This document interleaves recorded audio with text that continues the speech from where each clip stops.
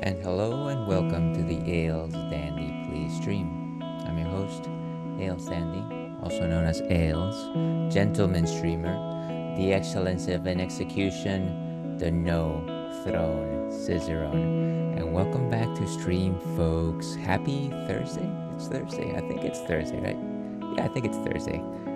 Great to have you here with me. Give me just a second here. My prompter's not prompting. Happy Thursday, and most importantly, happy Pride. And the reason why we say that is, of course, because today we're actually part of a fairly special event.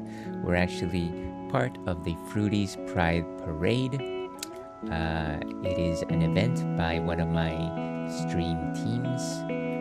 And give me just a second. If it looks like I'm distracted, it is because I'm terribly distracted. My prompter was not showing me chat. So yes, it's a yearly event held by the Fruities, which is an LGBTQ plus positive team composed of a number of different individuals, all walks of life, all united under the banner of an LGBTQ positive world. I myself consider myself an ally. That's one too many selves right there.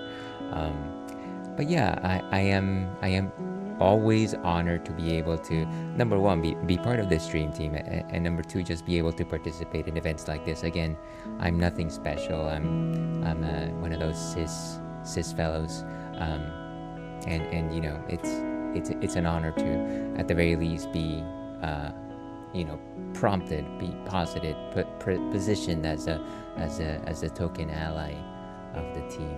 I think it's a very important responsibility. So yeah, that is what we are doing today. I think I mostly explained things. Let me catch up on chat here. I think I missed most of everything. And of course, welcome, two of our esteemed community members, both Melissa and Spectrum. Thank you so much for checking in today. Very much appreciate y'all. Always ringing on that bell. Kitty, I see you too. Another legendary community member. Also happens to be playing mod for us today. Thank you so much for doing us this very big favor, Kitty. I hope you're having a delightful Thursday. But yeah, let me catch up here. I did go ahead and put out a question of the night today, and I was trying to maybe be a little more reflexive about things. I know that already earlier this month we kind of had the question of like name one, a member of the LGBTQ plus community that you that you admire. And so I wanted to do something a little bit different, and simply because I kind of wanted to reflect a little bit on how I changed my the ways in which I think about um, you know these principles. And so I thought, question of the night: what is one belief or value that you held that changed when you grew up? And of course, there's lots of things that change when we grow up. Some of us, start liking watching the news. Not so much anymore. Some of us start liking olives. I love olives now. I used to hate them. There's very simple things like that, but then there's more important things. And again, those of you that know me know that I grew up as in a very male centric, just chauvinistic environment. Peru, under heavy Catholic beliefs, and it wasn't up until like college days when things really started to click, and I was finally able to see the truth. So that's kind of the idea. I'll go a little bit more into how I changed my mind on things a little later when the Ray Train comes in, because it's a fairly lengthy and boring story. And what's the best way to gather people's attention if not a lengthy story that centers on my own growing ups? But yeah, that was the question of the night. So Melissa answers: if I had to pick one, I used to believe that Pokemon names had to be pronounced a certain way. But nowadays I'm like, just pronounce things the way you want, and that's solid. I agree. I think that language is fluid, right? I used to be one of those types that was just like a language I don't want to say language Nazi, but I guess language Nazi, where I was just like, you gotta say things this particular way. And once you start learning how languages came to be, it is kind of just like people changing the way in which they pronounce things over time, finding different words to say different things, and that's fine, and that's just part of human history. And you know what? As long as you're not offensive over like how something is supposed to be called, then I think you're fine pronouncing it a certain way, as long as people understand what you're talking about, right? I wouldn't say like go ahead and say gibberish every time you mean to say like sand slash or something like that, but you know what I mean. There's a rhyme and a reason. Thank you so much for answering the question of the night, Melissa. Let's see. And so Spectrum answered, question of the night: my parents brought me up Republican, and once I got enough experience in the world, I realized how different my true values were from theirs, and I got out of that ASAP. Yeah, and I think we probably faced similar upbringings in that specific way. Obviously, there's no such thing as the Republican Party in Peru yet, but they definitely have a very right-leaning government, and yeah, a lot of the things that they passed along to the rest of the society was just very, very poor ideas as to how to treat anybody that wasn't a straight person. So there is that. But absolutely good on you. When I think about it, I used to get worked up over Pokemon names, which at the end of the day are just made up words. Exactly. At the end of the day, at the end of the names, names are made up. There's no name Bible out there. I guess there's the Bible that has some names, but it's not the end all be all of all things. Thank you for ally. I try, Kitty. I try on my good days. I try to be vocal about the things I believe. Again, not because I think myself anything special, but because I believe in the idea that if I have any sort of platform, and that can be either stream or that can just be my friends, my family, as long as I normalize what I believe is the truth, then there will be less space for there to be hate. And I think that is part of my allegiance, alliance-ship, one of those things. But I appreciate it. See, honestly, looking back, it's wild how cultish it was. Yeah, absolutely. Those tend to be that way. I've always loved olives. See, that's why you've always been cool, Spectrum. I used to hate olives. I used to stop eating anything that had olives just because of their bitter taste, and now I love black olives. Some green olives are sometimes just kind of like, "Ugh, this feels a bit raw, a bit too ripe." But I want to say for the most part, olives. We are in the olives team. We love free will. We absolutely do. Let's see. Getting experiences outside of that conservative environment is really important, I feel. Exactly. And not to deviate too much from the topic here, but I do believe that it is this idea that something I recommend a lot of people do. It's not feasible by a lot of people, but something I recommend if people have the means and have the time.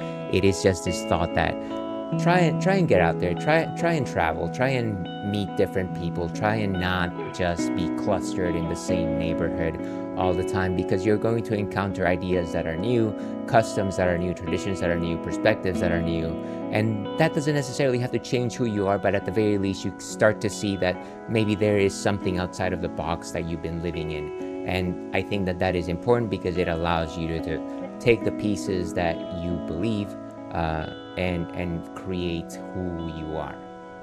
So absolutely, I agree with that. Let's see. Question of the night says Kitty. I grew up in a God-fearing house where you go to hell for everything.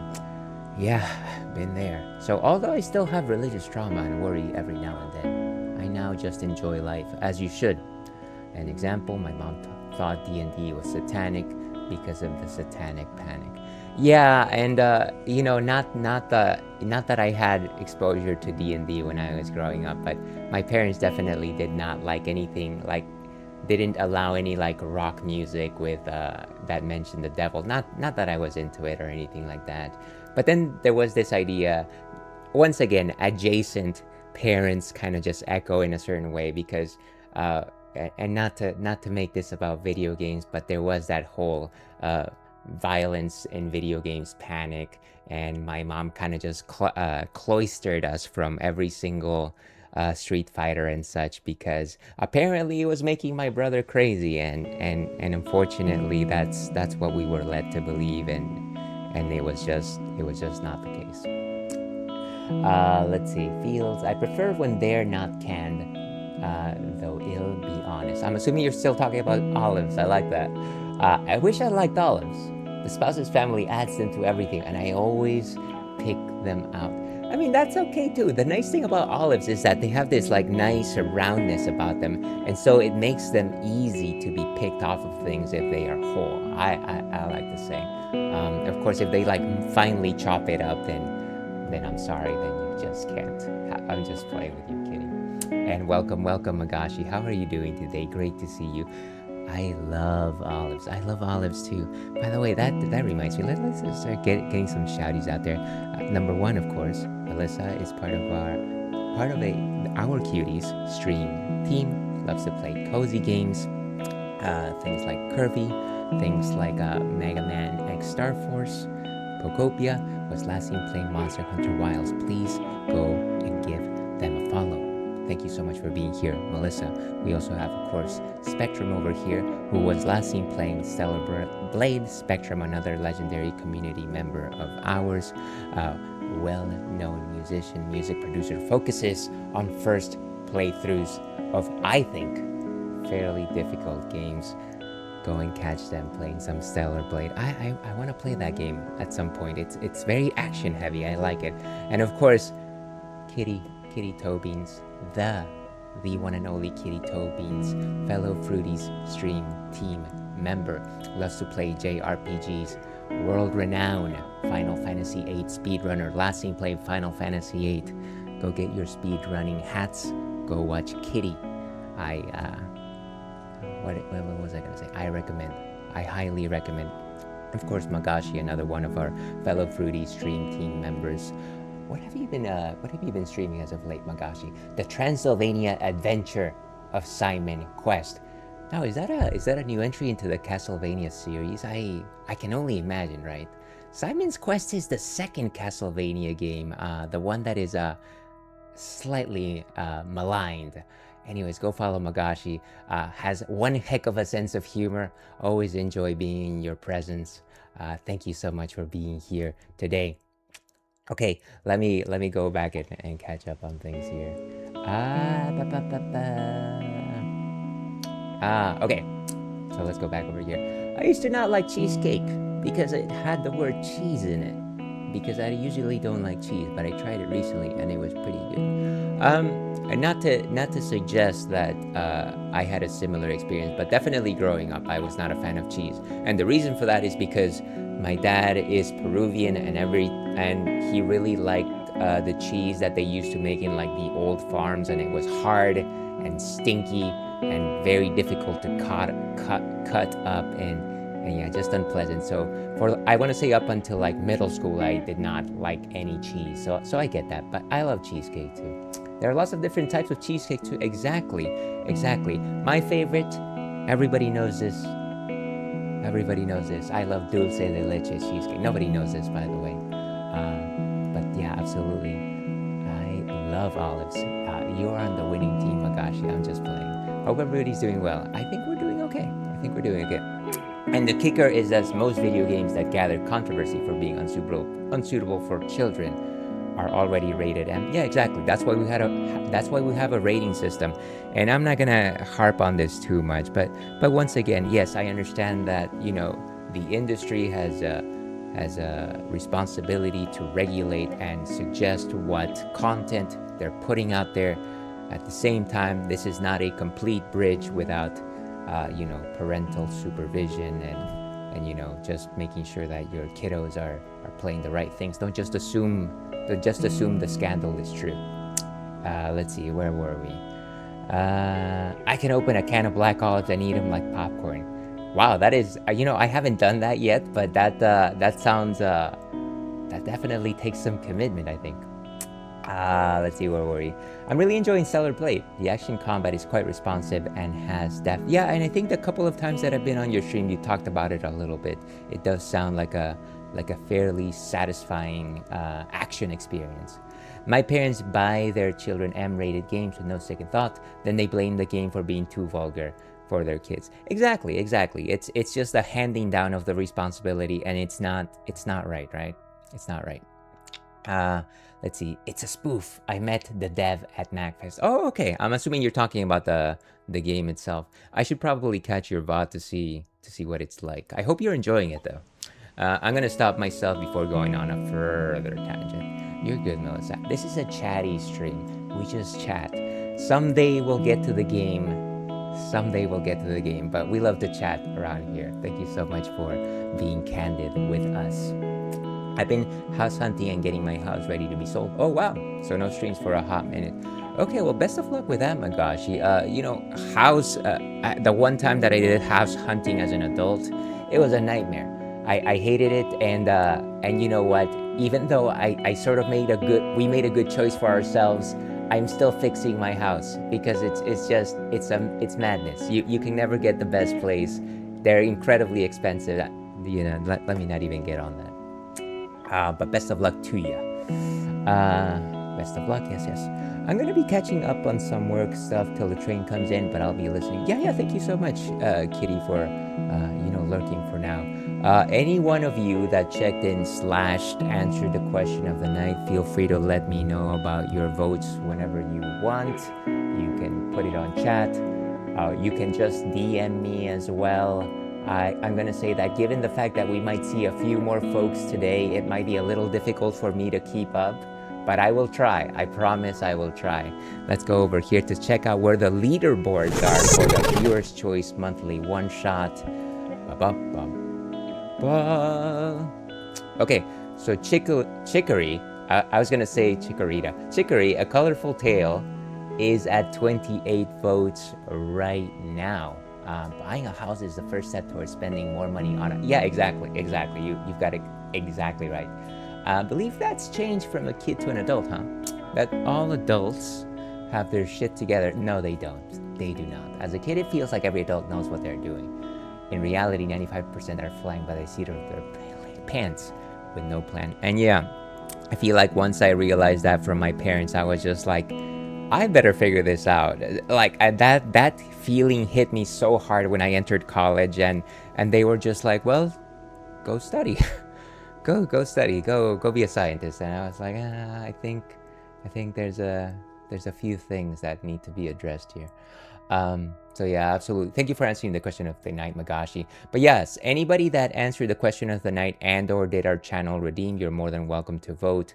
Chicory's at number 1, Wave Races at number 2, King of Fighters 97 at third place, Paper Mario, and then Final Fantasy 8, The Speed Run. Spectrum, I will gladly put your 2 votes on Chicory. Chicory stands tall. Let's see, and two votes for Chicory. I want to put 1 on Chicory and 1 on Kirby. Let's do it. 31, and Kirby Superstar is at 9 votes. But yeah, totally no obligation. If anybody's interested, feel free to look at the list yourself. Can put my vote on Kerbo, one of my all-time favorites, Comfort Kids. Let's do it. Magashi, thank you so much for voting. And Kirby is at 10 votes right now. Thank you so much for that, Magashi. I appreciate it. One of these days, we basically play these once a month, so rest assured that we will get to it. We will get to it. Okay. What's the next thing that I do? Oh yeah. It's 11:40 right now, so I should probably get moving just a bit. What are we drinking today? What's on tap today? As usual, we're starting off with a non-alcoholic drink. This one is Delirium's own Delirio, which is a non-alcoholic blonde. I should probably change cameras, lest I look like a fool. Okay, and as you can see, it's a nice pink elephant. Delirium, of course, is a Belgian brewery, and it's got that iconic pink elephant at the top. This one is a non-alcoholic Belgian blonde. So what exactly is a non-alcoholic Belgian blonde? Well, let's go here. Let's turn to the ales cam. Okay, so you can see the bottle just a little bit better. So a Belgian blonde is a type of ale that emanates from Belgium. Belgian beers, of course, are known for their versatility. They're relatively very complex flavors. A lot of it comes from the old Belgian tradition, and that involves a lot of fermenting out in the rustic fields with like open canisters. That allowed some of the natural fauna to colonize the beer. You have the specific yeast known as Brettanomyces cerevisiae, aka Brett. This particular yeast gives not only does it ferment it, but it also gives it some souring notes. The other nice aspect about fermenting in the old Belgian tradition is that you also have a bevy of compounds, things like spicy phenols, which give your beer slightly more apple pear-like aroma to them. No, sorry, not spicy phenols. Spicy phenols are the ones that give you like a peppery, spiced character to them. And then you've got fruity esters, which is what I was saying. It gives your beer the aroma, the flavor of like apples and pears. Add to that the fact that the hop bitterness of Belgian beers is not particularly strong. It's actually more of a dry hopping. It's like a nice clincher to whenever you're actually sampling a Belgian beer. But that is what I think about this. Let's go ahead and see what Untapped has to say on the matter by moving this over to this side, turning off the ales cam. Too many things on my desk today. Not enough in the real estate. Clearly, I just need more desks. Alcohol-free blonde beer. Color and sight, light blonde beer with a fine foam head, light malty aroma with a spicy and fruity notes, and spiced full body and round flavor with a fruity and hoppy aftertaste. This beer is therefore an ideal thirst quencher. Let's take a look at some of these pictures here. Always like to look for the interesting pictures on this set. What's good? What's cooking? What's cooking good looking? I don't think we have any clear winners today, sadly. But that's okay. I think... Okay, wait. What is this? Okay, well, somebody has developed a very interesting way of enjoying their beer. And you know what? If that's how they want to sample it, then that's totally fine. I appreciate that. Exactly, Kitty. That is, they're just going for some what would we been calling, like a kitty sipping, I would say. Okay, so let's actually go ahead and taste this thing, shall we? That's delightful. Okay, so like I said, we are enjoying some beers. I want to try and do ads maybe like 10 minutes before the raid comes in, just because I don't want to interrupt people coming in. So let me do this relatively quickly. Bum, bum, bum. You know it, my gosh, you know it. We're doing some serious business around here. Serious business. So this is as you can see, relatively clear, straw-colored, golden color. You got some of those fruity notes on the nose, a bit of like fresh apple, maybe even green apple, and some light spiced, some nice light pepperiness to it. Feminale, dear viewer, thank you so much for being here today.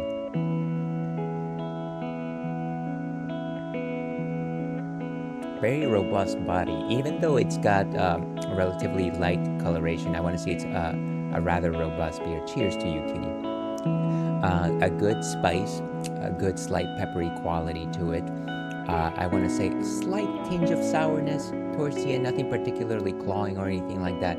Very light in terms of bitterness, nothing particularly strong to write home about, but it is just like that dry finish that kind of just drives the equation. I'm gonna say maybe like a 2.5 out of 5 in terms of body composition. And yeah, maybe you get a bit of mango as well in the mix. This is why I love my Belgian beers. With that, let's go ahead and give this one a rating. One of my favorite non-alcoholics, 375 sounds about right. And cheers. Cheers, we got it. But that is what we will be enjoying tonight. So let me put this away. I think that's probably everything at the top. I think I'm probably just going to go ahead and go into ads now before starting the game. And then we'll probably just wait until the raid comes in. That sounds like a mighty fine idea. Let's go ahead and sit through the raids. Thank you so much for the check-in, Kitty. You are more than welcome to cast your votes whenever you want. Whenever, wherever. But yes, let's go ahead and hit those. Screw work, I'll do it after. You know, I'm not going to say I agree. Do what you need to do, Kitty. I appreciate it.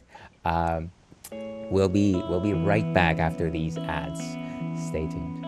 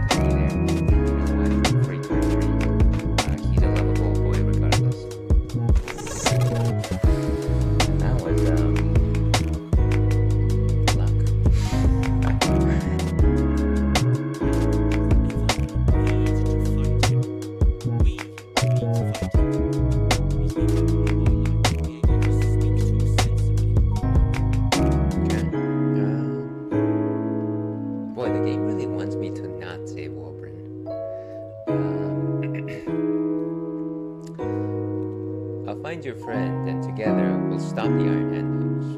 I'd kiss you. But neither of us deserve that. I mean, you can try. Thank you. Whatever. Whatever. May your road be kind. Wait, that's it? We're just walking away?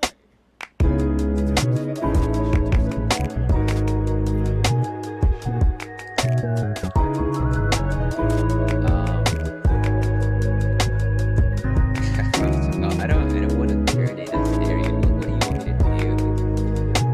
do? I guess I'm just gonna let him do whatever he wants.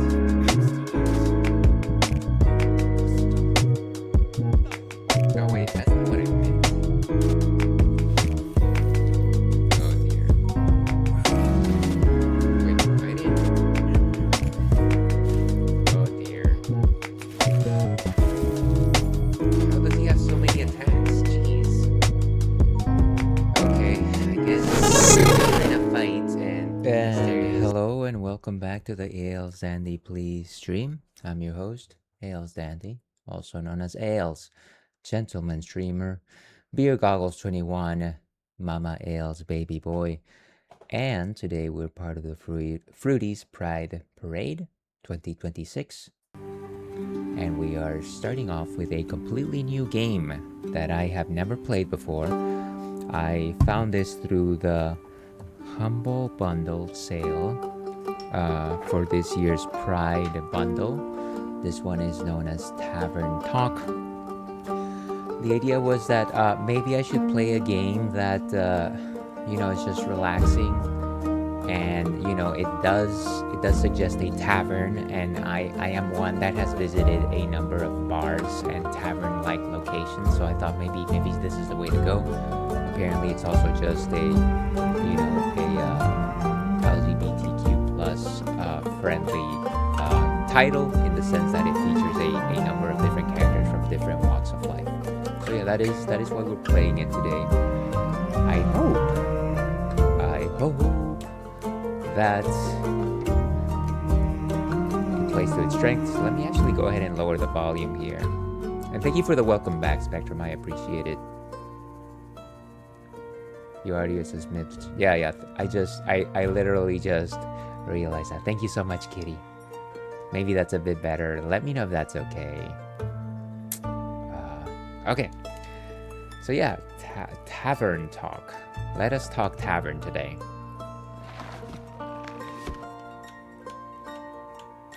And this might be... I'm trying to see if I can play with on my game controller. I'm just used to playing things on the game controller. And of course my game controller is... There it goes. I don't think we need to actually do any of this other extra stuff. Let's just dive right in. We just dive right in. Create a new save. I guess I'm a he-him. Once upon a time, in a world far, far away, in a realm ruled by dragons and magic. Well, actually, it was this land specifically. Not that far away. Let me start over. Once upon a time, somewhere in Gaia, not that far away, there was a tavern. My tavern. That's a cute location.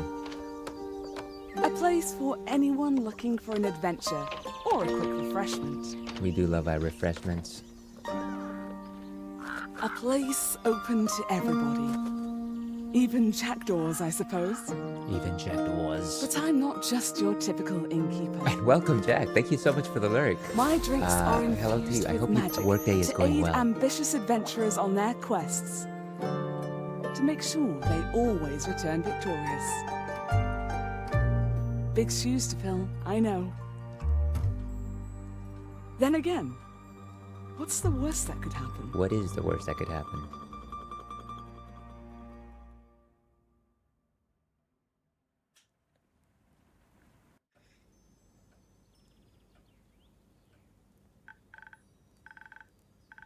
Hiya, Innkeep. How's it going? All fine and dandy. Look at that. Already calling me out. By the way, before I forget, thank you so much for lurking Jack, of course, an esteemed community member of ours, focuses mostly on retro games, plays things like Castlevania, Ninja Gaiden, the Super Mario games. Last seen playing, of course, retro. Please go and give Jack a follow. Very cool individual. Can't complain. How about you, Fable? All fine and dandy? Yes. Yes, all fine and dandy. I had such an exciting day. Really, really exciting. Did you go on an adventure? Even better. I took a walk around the grove, and then I replanted a mushroom that had fallen over. Then I patiently waited for it to turn into a mushroom monster, or a mushroom mimic. Maybe a gnome. Did it? No, but I gotta take another walk around the grove. How was it? Great! I gotta see the same stones, the same trees, the same amaranthine hydra guarding the entrance to Avalon, the same moss. I even got to water the asters. They didn't really need it, but I was there, so... Sounds very exciting. Who am I kidding? My life is as exciting as a roasted nut. That sounds like my life. Nuts are healthy, very thrilling in sauces or as a snack. There are various types of nuts: walnuts, peanuts, pineapple shells, grapes, melons, oranges, and coconut shells. Oh yeah. Hazelnut. I'm allergic. Oh. I didn't know that. Oh, no worries. I mean, I never told you. And hey, at least something would happen if I ate a nut, just not something very fun.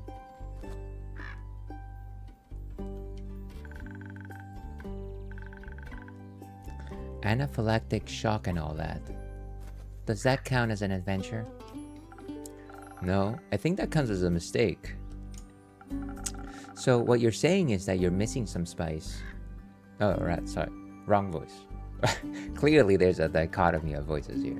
A bevy of voices. So what you're saying is that you're missing some spice. Oh, no, no, no. I have a very sensitive stomach. I don't think chilies would help me much. Though I'm very good at growing phoenix chilies. That sounds, fiery. I was talking about the spice in your life. Oh, that's what you meant. Well, yes, exactly, that's it. There's no chili flakes, no garlic, no dragons. Just a lot of salt. I'm like a bland soup. So a classic case of boredom. I see. Do you know that feeling when nothing exciting is going on in your life? Like, life isn't bad, but also not particularly fun. What should we say? Let's go with cooking. Have you tried adding some zest to your soup? Huh? Drama, buzz, excitement, something fiery. Go to the theater, or a gala, or even a hot air balloon. A hot air balloon? Don't they fly up really high? Yes, I think that's the point. I'm afraid of heights, and of people, and of actors. But apart from that, I'm trying. I tried singing, but what is singing if not the telling of a tale? How can I sing if I never lived through anything? What do you mean? Well, day in, day out, I live in the same green soup of routines. Sure, I have my forest and I look after it, but I want to get out there and see something. Like, for example, listen to this song I started writing. I wish to be a hero, slaying mighty drakes. I wish to meet a pretty nymph, resting by the lakes.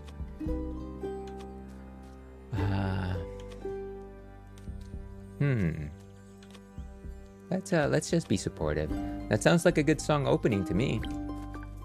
Oh, really? You think so? Well, perhaps it has a nice flow to it. But nothing actually happens in it, because all I do is sit around and wish for things to happen. I don't even know what nymphs do. I've never met one. Taxes, maybe? No, I don't think so. I would love to sing about the exciting magical things I encounter. But to be honest, the most exciting thing in my life is coming to your tavern and discovering new drinks. That's not a bad,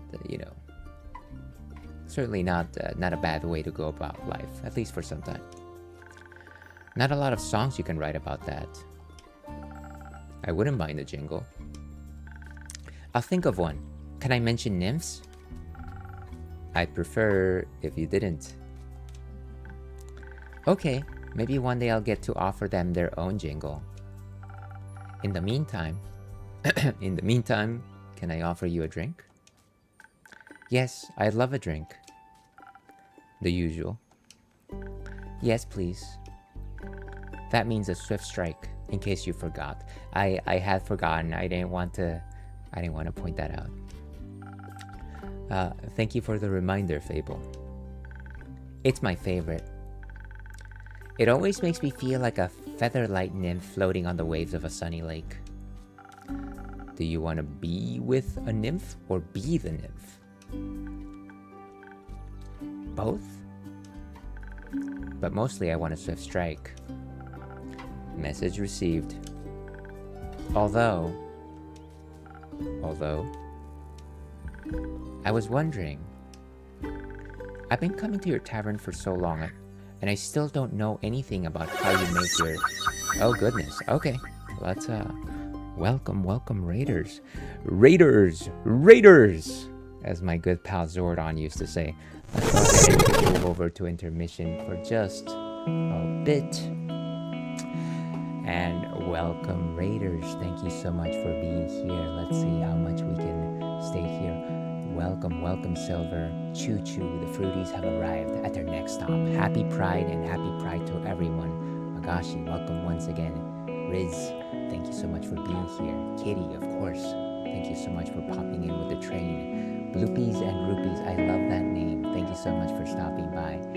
Math G's, I'm gonna say that, Math G's, but certainly let me know if that's not the case. Thank you so much. Happy Thursday to you.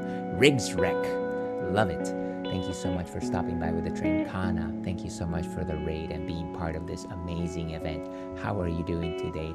Great to see you. Cyber Idol Melanie, welcome. Yakuzao, welcome to you as well. And Zaburai, and what was I about to say? Zaburai, that reminds me of something, but now it escapes me. Welcome and happy Thursday, happy Pride, one and all. Thank you so much for being here and being part of this important event. Before I actually describe who I am, it's a little boring old tale. I did want to go ahead and give a shouty to my raid train neighbor Kana, who is a fellow Fruities stream team member. Last seen streaming, of course, since you all came in, Tomodachi Life, Living the Dream. How was that, Kana? I haven't actually played any Tomodachi game. Maybe I have been living a life wrong. It seems like a very cozy game. I would love to know how you've been enjoying it. Thank you once again so much for bringing in the folks. And welcome, Kurt Boy Bebop. Thank you for the shouties. It was an absolute pleasure getting to raid you. It's so dramatic. I love it very much. Well, what is drama? What is drama if not the essence of life? Once again, I should probably try one of these titles. I feel like I love cozy games. I dabbled with things like Harvest Moon, Stardew Valley, other titles that are currently escaping me, but I never really invest because I feel like I generally go to like games that have specific clear goals, like save the princess or whatever, or beat up Blanca. But sometimes I just stay away from games like that because I don't know that I'll stop. But I'm glad you're enjoying it. Thank you so much for sharing. If you like putting all your friends and fictional characters in a dollhouse, you'd like it. That doesn't sound like a bad idea. That might actually be my cup of tea. Everyone be fighting and in love all at the same time. But that is what we do every day in life, right? That we all love/hate each other. Maybe just a bit. And once again, welcome everyone for raiding in. My name is Ailes Dandy. I was named as such by my mom, who, of course, in all her infinite wisdom, she thought, hey, this boy might enjoy beers when they're an adult, and that's how that story happened. I am a retro/variety streamer. There's very few game styles that I won't enjoy as long as they pick my fancy. I guess I won't play sports games, but then again, I will play like WWE games, like wrestling games, because I don't know, because professional wrestling is one of the best dramas of life, as they say. So yeah, that is who I am. I generally play persistent campaigns. Today we're doing something slightly different. We're doing a one-shot. This game is called Tavern Talk. Tavern Talk is a game that was on the Pride bundle for this year's Humble Bundle, and it seemed like it was right up my alley. And the reason for that is because, as I just suggested, I love ales. And speaking of which, I actually have an ale on me. As usual, we start with a non-alcoholic beverage. This one is Delirio by a Belgian brewery. It's a Belgian blonde. To your health. We love wrestling. Indeed, Magashi. We should talk some wrestling. I don't think we've exchanged any notes in recent history. But yes, the other thing that you must know about me, is just the fact that we do have a corgi boy with us. If you can probably see this camera over here, his name is Churro. He's a young boy of 7 years of age, probably 8 years of age at this point. He's a very sleepy boy, and he loves treats. What was that? Did you just redeem Churro treat toy time? Okay, let's do it, kitty. Let's go and give Churro his treat box, just so that we can actually show him off. Going off to this side of the screen. And give me just a second.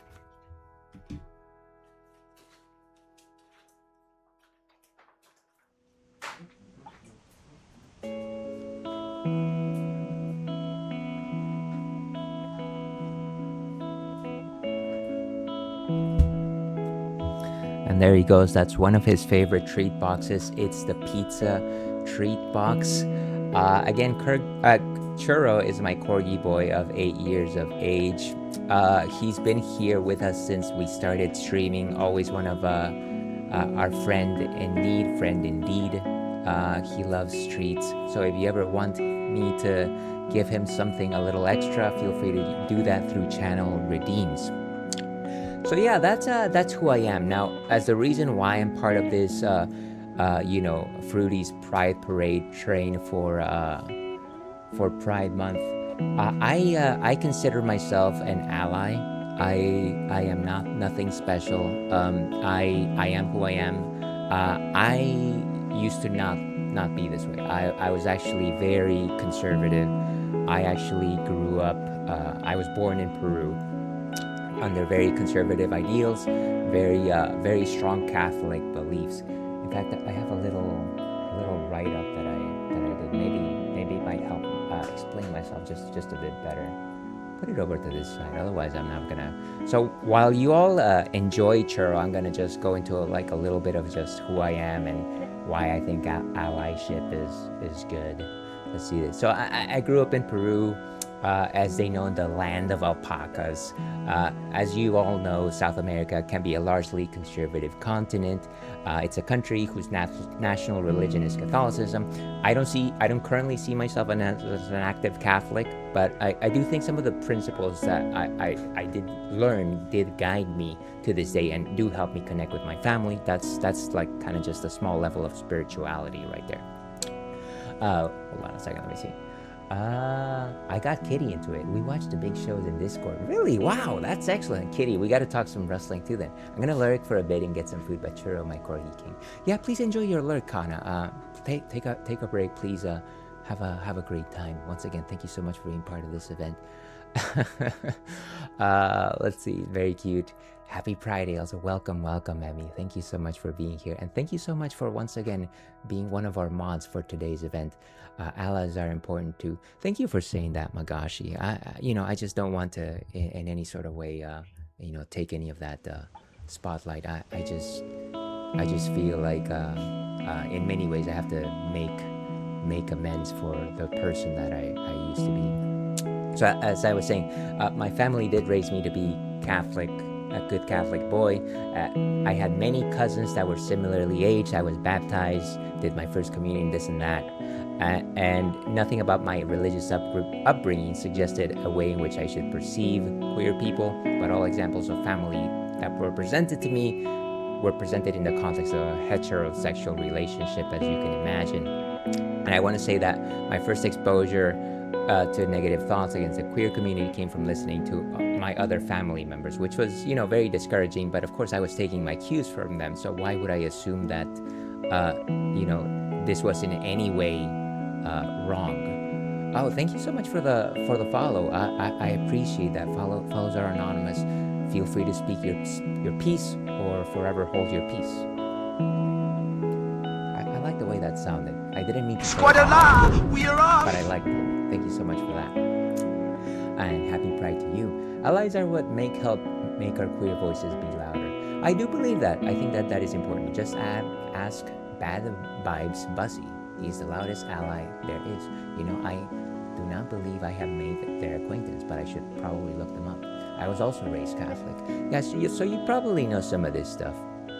As you can imagine, as I became older, I was exposed to more media, things like comedy variety shows, things like similar to SNL back in the day. But that's when I really started to become indoctrinated in the status quo.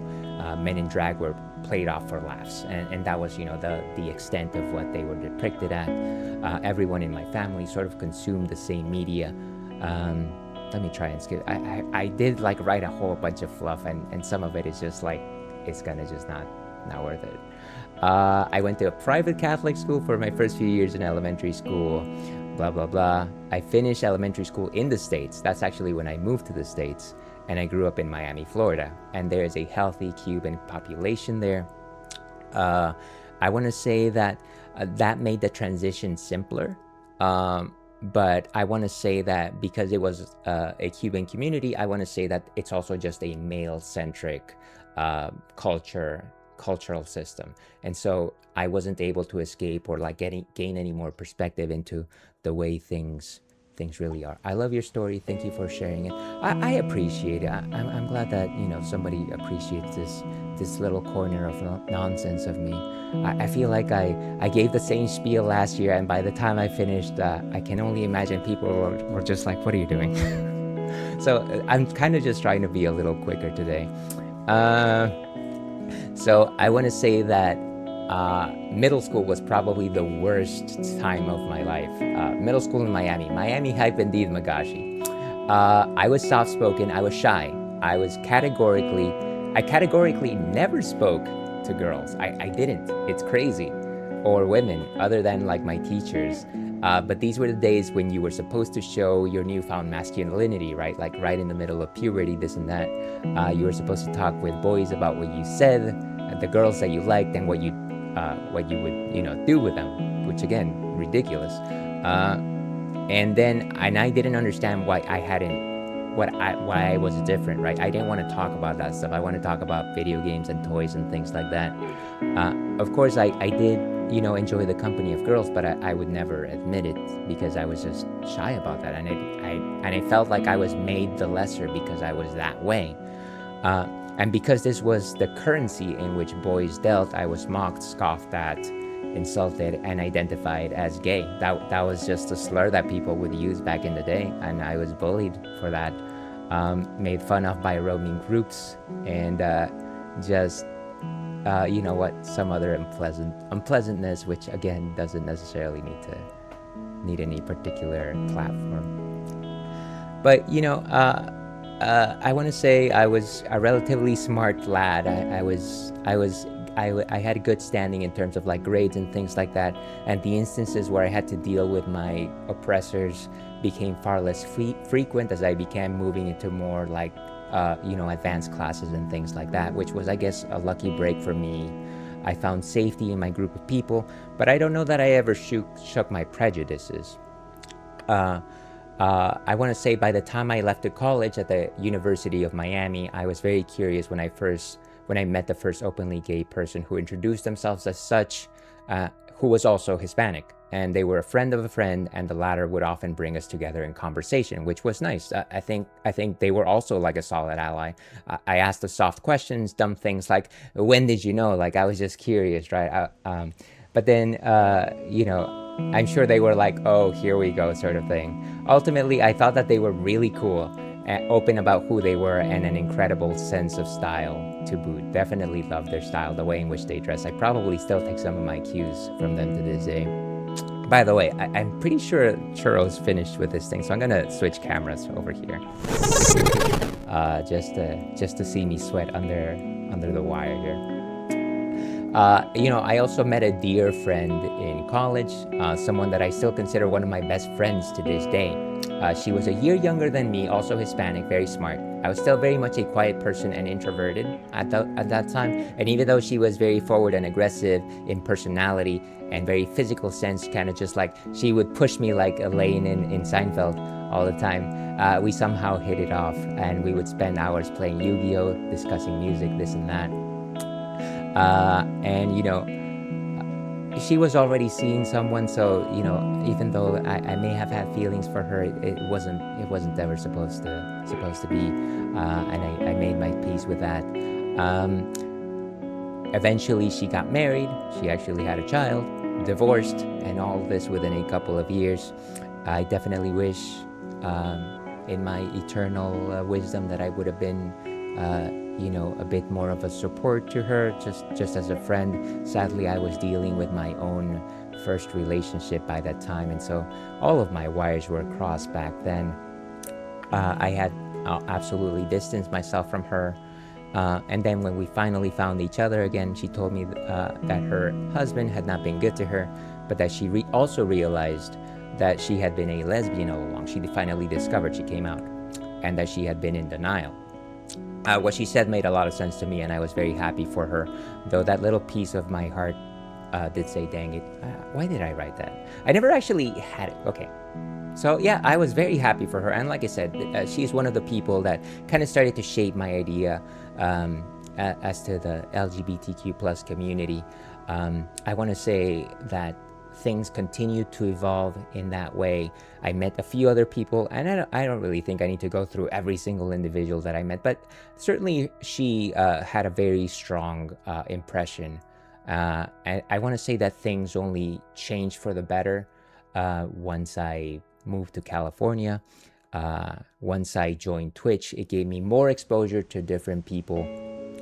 And yeah, I think once again, even though I just consider myself a very simple ally, I think it's important. I think I was describing it a little earlier when I said that the reason why I find it to be important to be an ally is because as long as I have a platform, as long as I have a group of people to talk to, maybe at my job, maybe with my friends, maybe with my family that doesn't want to listen to, and maybe if they will at some point indulge in the ideas that I'm trying to press forward, as long as I'm trying to normalize it in that way, then maybe there is less space for hate. And I think that is probably one of the most important things. We can certainly pave the way for our friends, our family who have found themselves, so that they can live happily, because at the end of the day, of course, love is love, as they say. So yeah, again, I didn't go into a lot of detail there. I do feel in many ways that I kind of just want to make amends for the ways in which I thought when I was a younger person. And so And so that is why you have with me. That is why you have me here today. Okay, all right. So how about let me catch up on chat here. Thank you very much for the squalala, Inago. Time to get some cafecito. Indeed, I haven't had some in years, Magashi. Happy Ray Train to you, Emma. How are you doing today? And happy Pride to you all. Let's see. Thank you very much for shouting out, Emmy. I'm also a fellow Catholic schoolgirl alumni. See, I guess we all took from that what we needed, and I want to say, let me be daring here and say that we are all better people today, despite the fact that some of that upbringing was not where it needed to be. Exactly. Why spread hate when love is so much nicer? Exactly. Thank you so much for saying that, Rick Shrek. I love this ales, Lord. I appreciate it, Kitty. I think I wrote an essay and I wasn't. I feel like people are not here for that. So yeah, feel free to ask me about that. I don't really. I think it's important to talk about where I'm coming from, just because I don't want to just say, "Hey, everybody, I'm just an ally of yours." Believe me, I kind of just want to give some context to why I am who I am.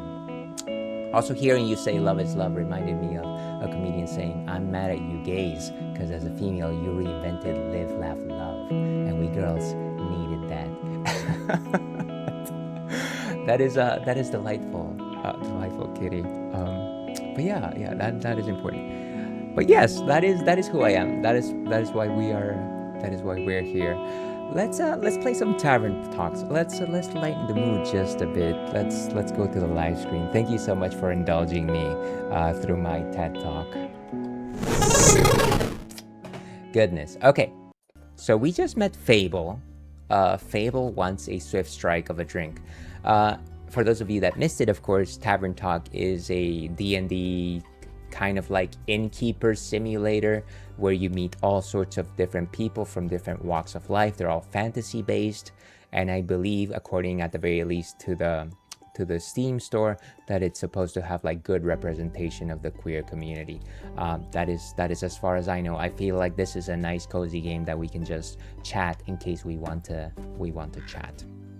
So yeah, let's do that. Could you show me? Let's go ahead and show and get the tutorial. Really? Yes. What should I do? Do I need to put on an apron or summon a familiar? How do I summon a familiar? Just follow me. So we're gonna show her how to make a drink, but at the same time, I don't know how to make a drink, so let's see how it's done. Welcome to my drink mixing nook. So this is what it looks like back here. Hello, Andu. Careful, I haven't fed him yet. Who's this little... It's like a mud skipper / dragon googly eye thing. Where do we start? Well, usually I start by figuring out what my patrons want. To make sure I don't forget what they ordered, I take notes in my journal. Sorry, I'm also working while working here. Thank you so much for being here, Kitty. I appreciate that you're making the effort. Let's have a look. Oh, you pinned my order. I did. If I want to look for specifics, I check my detailed notes. I do keep a log, just in case. When I'm sure I know what was asked of me, I browse my recipes. Can't you just freehand mix something to see what sticks? No, I like to mix and match for a more varied result, but the right balance is crucial. So I stick to my recipes. When I've settled on one, I can use the chalk to draw it on the board. What if you pick the wrong one? I can either erase it with a sponge or just pick a different recipe. Okay. My ingredients are stored in the 5 bottles on the right. There's dexterity, intelligence, defense, strength, and charisma. The one thing that we lack in this corner of the world. I think dexterity sounds the tastiest. I had a feeling you might say that. If I mess up or want to redo my drink for any other reason, I can simply feed my mistakes to Andu. So Andu has a purpose. Once I'm done, I ring the bell to activate the primordial vortex. Actually, I don't need to bore you with magical details. Just try making a drink. You got this. Okay, so which one is dexterity? It's probably the one at the top. Oh my goodness, thank you so much for the raid, Nikki. How are you doing today? Let's go to the intermissions here for just a quick minute. And welcome. Happy Pride to you all. Welcome, Opulent Misery, and welcome once again, Riggs Wreck. Thank you so much for raiding in. And Nikki, thank you so much for shouting out. Nikki the Nerd, Nikki, of course, another Fruities stream team member. Last seen playing The Legend of Zelda, The Wind Waker. How are you liking The Wind Waker, Nikki? I'd love to know. That is the first mainline Zelda game that I did not finish, sadly. I think I had just finished Majora's Mask. I had the GameCube game, and then for one reason or another, college got in the way, and I never went back to it. But it is the first new game that I'm picking up at some point from the Zelda series. Happy Pride to you too, and welcome Raiders. But yeah, once again, please go follow the Nerd Nikki. So as for who I am, my name is Ailes Sandy. That is what my official voting registration says. I'm a retro/variety streamer. I like ales. Today we are enjoying a non-alcoholic Belgian blonde. To your health. And we are playing Tavern Talk as part of the Fruities Pride Parade, which is a raid train event set up to celebrate Pride Month, the LGBTQ plus community, and just celebrate Pride Month. Did I already say that? Anyways, yeah, that is why we're playing that today. My pronouns are he, him, and I'm officially considered an ally. Thank you so much for stopping by. I've got a Corgo over here. His name is Churro. He was there he goes. He's awake. He is awake. He's wide awake. And in case you want me to feed him treats, feel free to do so through the channel redeems. I'm loving Wind Waker. It's one I've never finished it either, but I believe in us. We'll finish it eventually. And I believe in you believing, Nikki. Thank you so much for saying that. And I'm glad that you're enjoying it. Once again, please go follow the Nerd Nikki. I also love your TikTok content, by the way. It's always just so full of energy. Please consider also following the Nerd Nikki on TikTok. Did you just redeem feature? Let's do it. So today, well, I guess most days we've got some pepperoni. So let's do that. Let's go ahead and switch over the Ales cam over to this side. Let's see if we can get him on camera. I'm just gonna toss this. I'm gonna toss this over my over my computer's monitor and see how it works. I'm gonna do a 3-pointer sort of thing over here. Bloop. There he goes. Okay, so you can get to see some booty. And thank you so much for the follow. Follows are anonymous, of course. Feel free to introduce yourself or forever hold your peace. So yeah, Corgi Boy of 8 years of age. He's been with us since the beginning of stream. Delightful, very fluffy, very chunky, very food driven. So yeah, thank you so much for feeding Churro. But yeah, let's go back over here. Hell yeah, Corgi booty. It is the best kind of booty, isn't it? It is. Of course, if anybody, Raiders, Nikki, has to raid and fade, I completely understand. Streaming, watching streams is hard work. Sometimes you need to just get up and go. Grab a Go-Gurt? That's the thing, right? Whatever it is you need to do, get a snack, go get some rest, rest your eyes. Feel free to do so. Otherwise, we're playing Tavern Talk, which is a very cozy game so far. So yeah, feel free. Thank you once again so much for being here. Let's switch over to the live screen. You love Gogurt? You know, it's funny. I feel like Gogurt comes up very often whenever I'm just like talking. Whenever I just need like word connections. And I think I may have had Gogurt maybe like once in my life. Am I missing out, Arachne? Am I missing out? Am I wrong? I would love to know. Tell me. All right, let's go ahead and see if we can make this magical beverage. I wonder if it's easier if I just use the mouse, because the controller seems a little bit awkward. Let's go ahead and just try the mouse. What do we do here? Do we just... That doesn't make sense. It just disappears. Or maybe we have to like pull this thing? Clearly. Thank you so much for the follow. I appreciate that. Oh, there he goes. Look at that. It's a slurry of... Is that enough? I never know if that's enough. It's a slurry of like turquoise, neon turquoise, I want to say. Oh, and look at that. So it actually maps out what it is. Once we've actually done that, what exactly do we need to do? Do we just press this?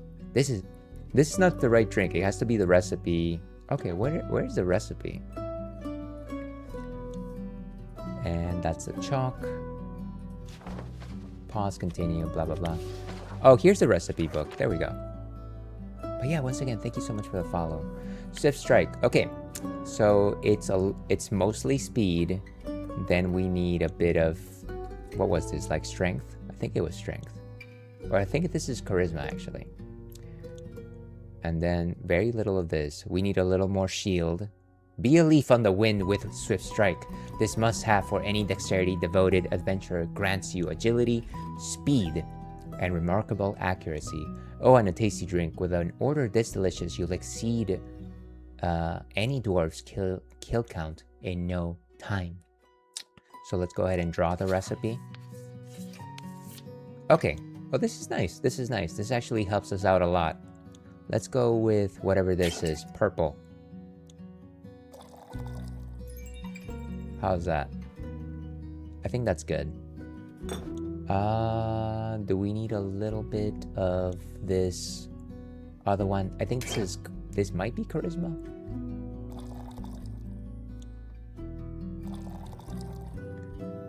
I gotta admit something. I'm not very good at making beverages. Oh, it's because the cup is full. That's the problem. Here's the problem. Too many toasters. Wait, it's not. Okay. There it goes. Goodbye. Like AOL once said, goodbye. So let's try this again.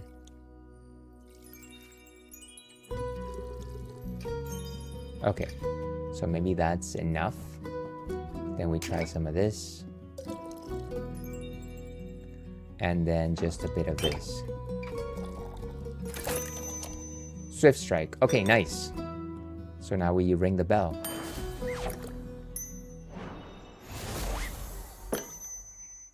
Oh, look at that little cup. I like fancy glasses, hence why I like my tulip glasses. All my love to long ago. Wow, it actually does teleport. Of course it does. What did you think was happening? I thought you were just very good at sleight of hand. I see. Well, give your creation a taste. Excuse me.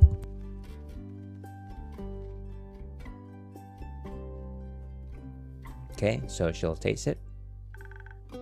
That's delicious. I made that? You made that.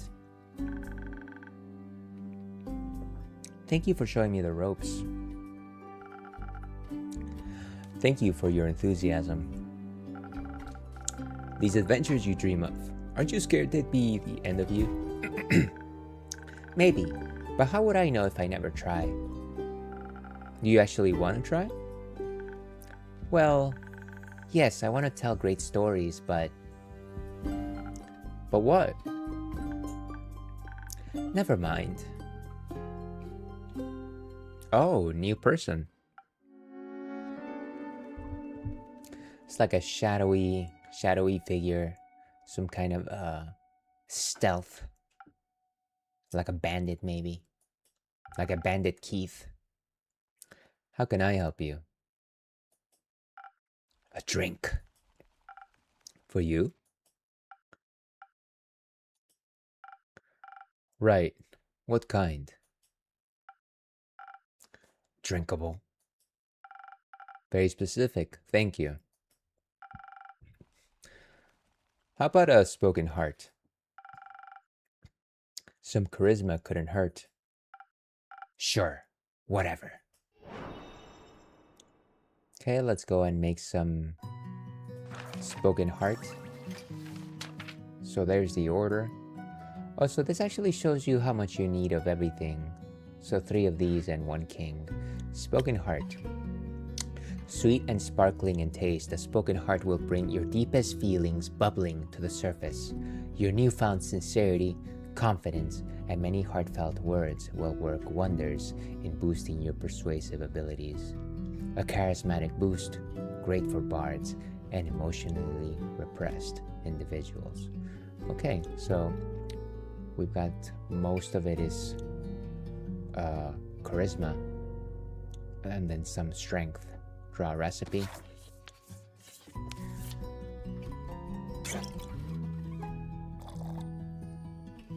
I'm always worried about overpouring. Okay, so there's 3 pieces to that. And then we grab some of the strength. Let's do it. Okay, what else does it need? Oh, some shield. Some defense. Beautiful, and we got some spoken heart. There it goes. Love that glass. I look at the handle on that thing. This should be digestible. Maybe even tasty. Thanks. Almost washes away the memories of that banshee haunting the lonesome lagoon at night. And her bone-shattering song of sorrow. Almost. They disappeared. Rumor unlocked. Song of bones and water. What are these other menus? Oh, I see. This is a log of the conversations that we've had. Rumors. A banshee is haunting the lonesome lagoon, wailing a song that will shatter your bones. Hopefully hyperbole. Quests. Log. Characters. So, Fable, Burafina. 110. They do not look a day over 55. Fable Burafina is a ranger taking care of the Ashen Grove. They're sweet and gentle soul and a regular at the Wayfarer's Inn. They dream of being an adventurer, but are troubled by severe anxiety about, well, everything, really. Their nut allergy probably doesn't help either. Okay, what else is here? Recipes, ingredients. So Ignis is strength. Cantio is charisma. Pluma. I'm guessing this one is quicker, better, faster. This must be agility. Then we got strength. Right, this dexterity is what I was thinking of. That's the word. Then we got Tempest, which is intelligence. Frigus, which is defense. Cool. So this kind of just breaks down all of these details. And this is just a map of the world. All right. So we'll refer to this stuff as we move forward. All right. The brooding type, I see. What are you thinking about, Fable? Just dreams. Yours or someone else's? Mine. Other people seem to have the courage to follow theirs. Why can't I be like that? Isn't that up to you? I wish it was. My brother says that my dreams are a fool's errand, that I'm running away from where I belong. We are rangers, Fable. We belong to the woods, like the stream that ripples down the mountain. Or the birds in the trees. We keep the balance. It's what we're meant to do. And is that what you want to do? Yes? No? Not really. I want to experience things outside the safe borders of the forest. I want to live a life so full of adventure, boredom will feel like bliss. I want to be brave and strong. And I want to sing songs about my adventures that make other people yearn for that same freedom. Of course, I could never leave the Ashen Grove behind forever. It's my home. But there's nothing wrong with going away from time to time, right? I mean, my brother looks after the grove, as well as my sisters. I think it'd be fine without me. Then you should do what your heart desires. Will it stop aching then? I think so. Yes. What if it's wrong to leave, though? What if destiny never meant for me to leave? What if it did? That would be a dream come true. Be your own genie, Fable. Your adventures start with you. Thank you, Innkeeper. You really are the most exciting part of my day. What a delightful conversation.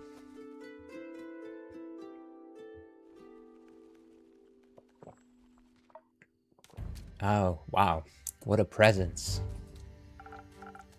Greetings, traveler. How may I help you? You own this establishment, Innkeep? Last time I checked. With whom do I have the pleasure? The name's Carlin. You can call me Car or Lynn. Couldn't care less. Nice to meet you, Lynn. What can I do for you? Perhaps something to drink? You do the thing with the quest, right? So they say. Do you want one? You can have a look at my notice board.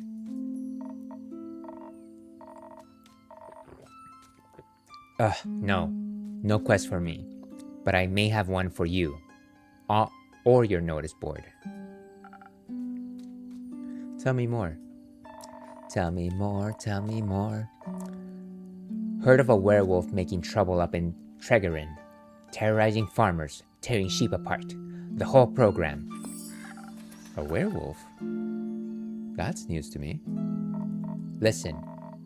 Me too. Didn't see one in almost a decade, and that was far south in Erevet. Been wondering if it's the same one, just moving up, like a nomad. I thought the werewolf hype died along with that one romance novel. You mean the one with the vampires? Think so. Nah, that just splits society into two camps, Team Werewolf or Team Vampire. I might know what book she might be talking about. Which one are you? Which one are you, Innkeep? You know what? I'm a very big fan of vampires, but I am mostly Team Werewolf for obvious reasons. Is it the fur or the pecs? Neither. Questionable experiences with the other camp, more so. I'm itching to ask for details. Don't. How about you? Wouldn't you like to know? Yes, that's why I asked. Keep guessing. Has anyone ever told you that you could pass as a werewolf? Yes, all the time. At least twice a day. Only downside of looking like a wolf is getting mistaken for one. I see. Is that why you don't want to take care of the werewolf yourself? Yes. No. I'm just afraid he might look a little much like my Uncle Dragon. Would feel bad slaying that fella. You know, hunchback, hairy, crooked teeth.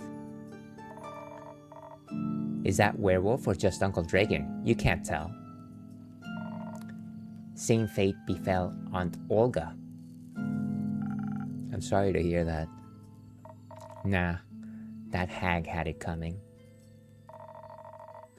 Never fall behind your grooming schedule, or before you know it, the next wannabe Van Helsing will strike you down with a silver arrow. Do the Van Helsings also hunt werewolves? I don't know. I don't care enough to check. Either way, that southern werewolf, yeah? Right. Anything else that might help others get done with it rather swiftly? Fetch. Pardon me? Should they get into a dangerous situation, they'll just have to start playing fetch. That works? On any dog. Trust me. Good to know. Thanks, Care. Lynn? It's not that hard. Either Carlin, Care, or Lynn. You know what? I'm gonna go with Carlin. I feel like it's a little easier. Gotcha, Carlin. Hi, Chief. You got a name, or is it just Innkeep? Just Innkeep for now. Playing hard to get, I see. Well, Innkeep, then, before I venture on, you've got a drink for me? Of course. What would you like? I'll take something powerful. Something with a whole lot of strength. And don't you dare give me any of that watered-down muck instead. Well, you heard them. Okay, let's look at that recipe book. Something with a lot of strength. Frosted Lagoon probably doesn't fit the bill. Southern Brawler. I think this is exactly what they want. The Southern Brawler is the perfect combination of offense and defense, dominated by the piquante aroma of Ignis. This drink is served fiery hot or ice cold, depending on the kind of fight you're looking for. So let's prepare that one.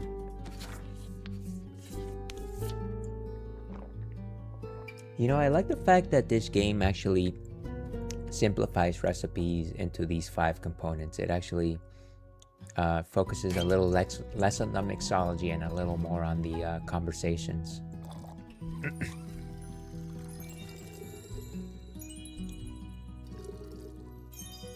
Okay, that's enough. Then we need some charisma.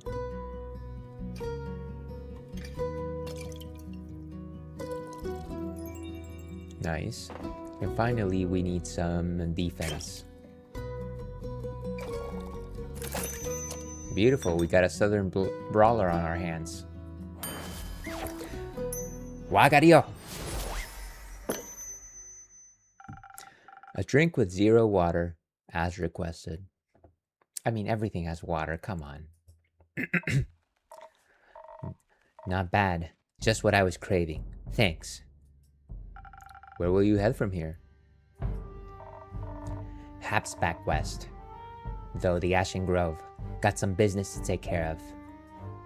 What kind of business? Personal business. Care to elaborate? We're asking a lot of questions here. No. But you won't stop asking until I do, will ya? No. My cousin claims her crops are being stolen by undead snails. Obviously, I'm pretty sure she's hallucinating. But I did hear some folks complaining about an undead uptick in the west, so might as well humor her. And make sure she hasn't turned into an undead snail herself. Something like that, yeah. It's odd, ain't it? Resurrecting the dead. It's certainly unconventional. That's one way to put it. I think there's not much use digging up the past. It's just going to open wounds you stapled shut. Or eat your face. The past haunts everything. No, the past haunts everyone willing to listen. Would you mind talking like a normal person? I ain't exactly up to philosophizing. You started this conversation. And I'm ending it. Alright, well, then. If you find any more rumors for me or need aid, don't shy away from coming back. I'm more of a lone wolf. I don't do groups. But sure, for more work, I'll be back. Nice. I'll be waiting. Speaking of rumors, you know how to turn them into proper quests, right? Not at all. I haven't read the game manual on this. Don't want them to go to waste. I could use some help, so let's go through the tutorial here. Fine. I guess I've got a few minutes. Let me see your setup. This is where I sort all the rumors I've collected. I also keep them written down in my journal, so I don't forget. I am a forgetful sort. Smart. Think the best next steps would be sorting the matching snippets on your quest page. Just drag them over, and make sure they're all from the same quest. Otherwise, you'll end up confusing adventurers.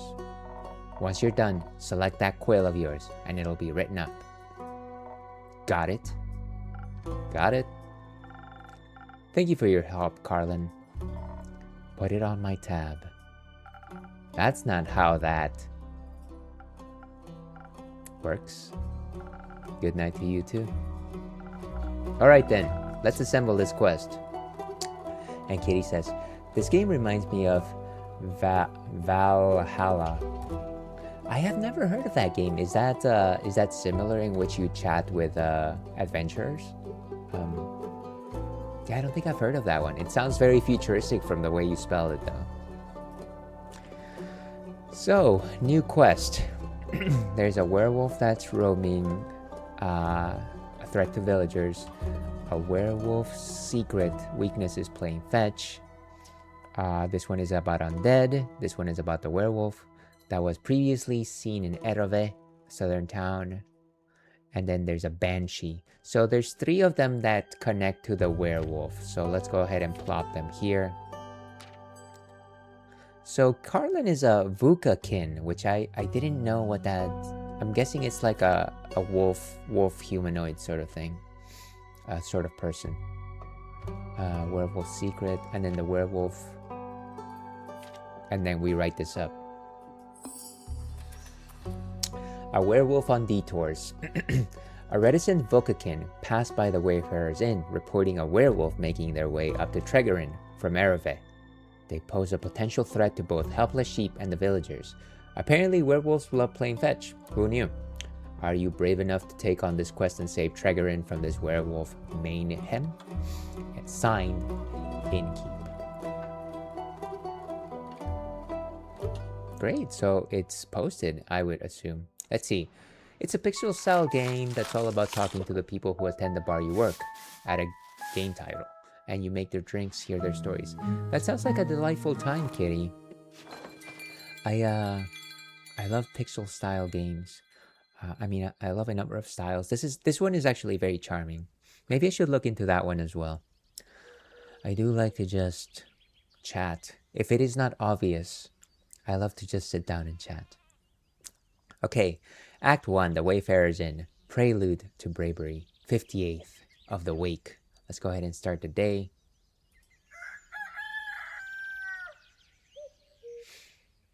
Cheers to the ones that we lost along the way.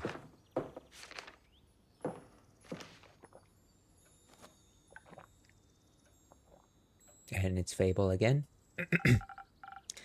What do you have there, Fable? I found this on your notice board. It says a werewolf is terrorizing Tregerin. Is that true? It is indeed. Have you sent anyone after it yet? Maybe that hooded guy from yesterday. Not yet. What kind of a hero are you, looking for? One who knows their way around difficult terrain, woods even. Preferably one who is good with a bow. One who tells me they want the quest. Wink, wink, nudge, nudge. I'm good with a bow. Yes, Fable. And I know my way around any woods. I know, Fable.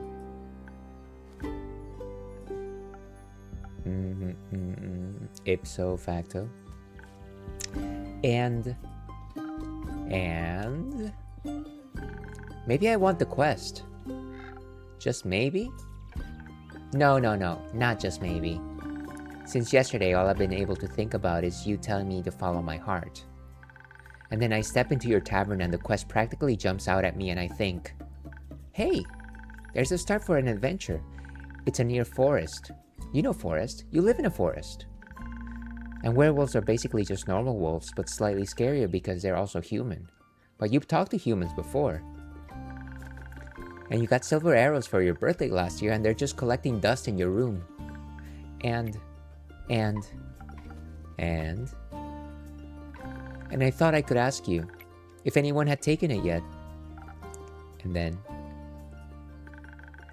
I didn't think that far ahead. I see. Or rather I did, but then I thought, what if I take the quest, then I have to go on the quest, and I have to fight the werewolf, or talk to the werewolf, which is worse. Because what if the werewolf doesn't like me? What if when I try to shoot it with my silver arrow, I miss and I shoot a tree instead? And then the tree would be mad at me. But it wouldn't really matter because I'd be dead, because of the werewolf. That took a quick turn. So maybe I should put the quest back. Fable. Yes? Do you want me to tell you to take the quest? Maybe. I can't make this decision for you. Neither can I. Whenever I have to make a difficult decision, it's like I freeze in place. Welcome, Effector. How are you doing today? Happy Pride to you. Happy Pride Ales. Hope your stream has been going well. It's been going delightfully well, Effector. Thank you so much for stopping by. This is my first time playing Tavern Talk. It's a very cozy game. Lots of chatter. Very much enjoying the characters. But yeah, thank you so much for stopping by. And if anybody doesn't know, let me in on a little secret. Effector of Change is a fellow Fruities stream team member. Plays a number of cool games. Actually a double stream team member. You're also part of Club CRT. So also loves the retro games. Last team playing, of course, Final Fantasy V. I hope you're enjoying your time with that one, Effector. It is my favorite 16-bit Final Fantasy. It is not 6. It is not 4. It is 5. So yeah, I hope you're having a good time with it. Please go follow Effector. Whenever I have to make a difficult decision, it's like I freeze in place. And suddenly I'm unable to move until someone makes the decision for me. Excuse me.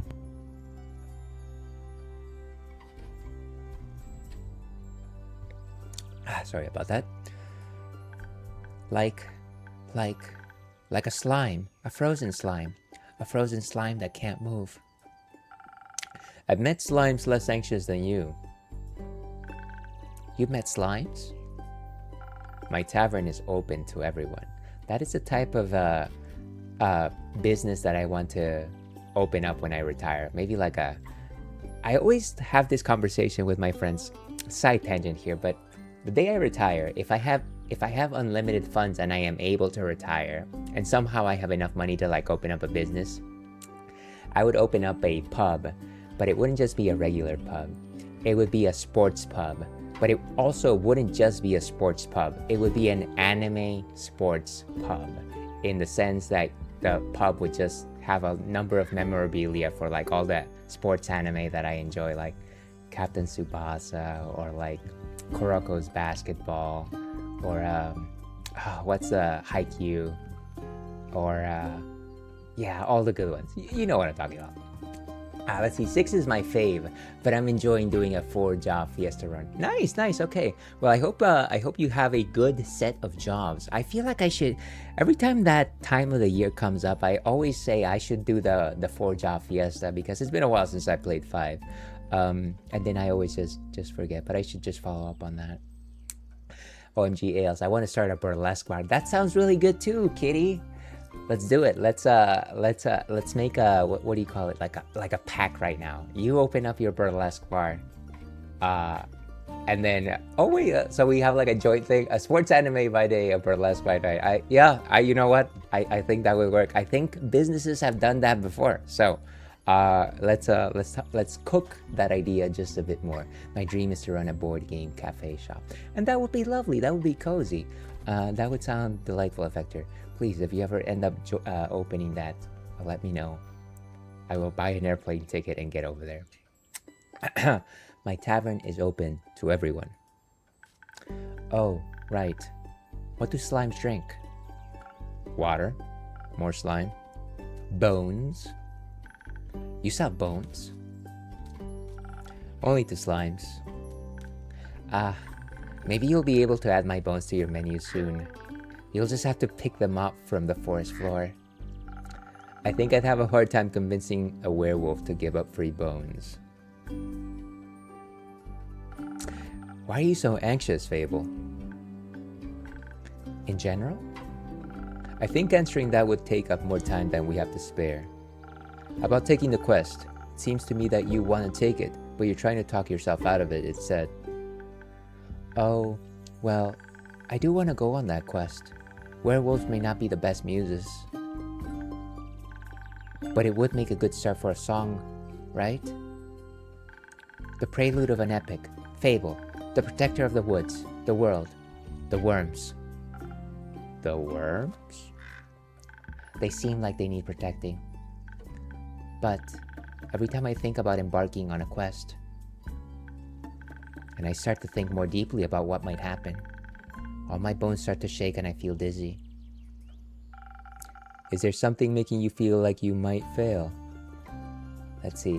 When I was in college, that was my dream. Own some local dive or burlesque bar. That's not a bad dream to have, Kitty. I'm glad that you kept it this far in. I even was taking classes to be a wine sommelier.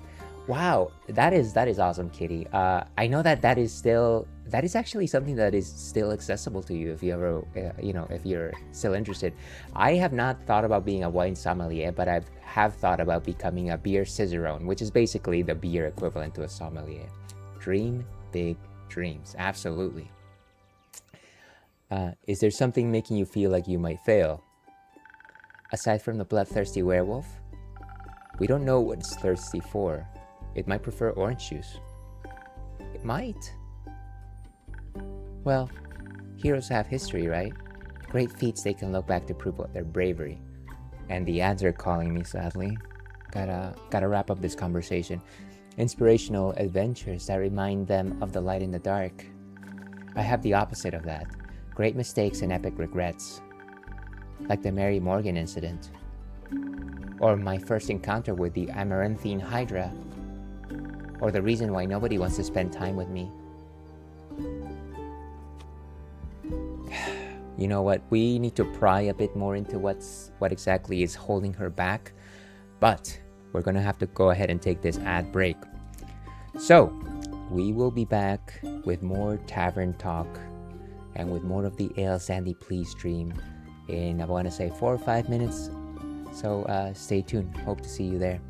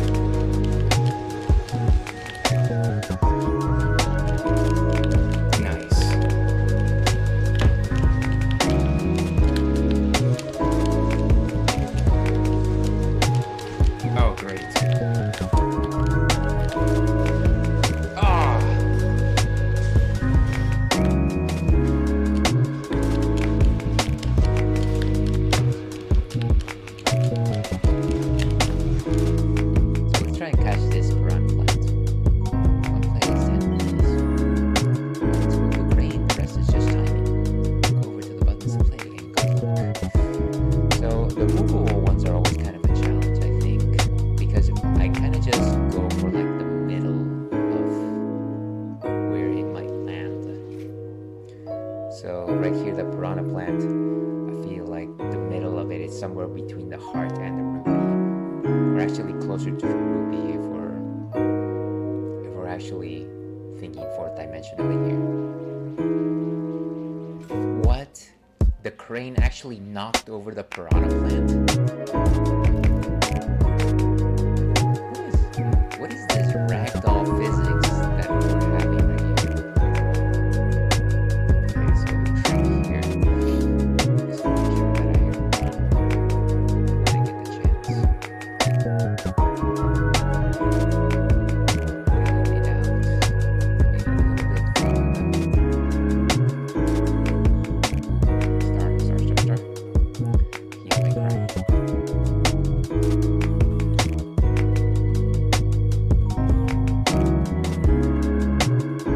Oh, I should have used the start with the thing. Oh.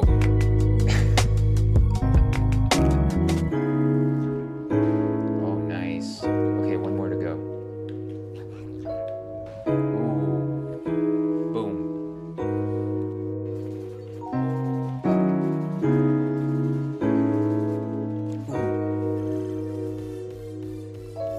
Oh, super special treasure chest.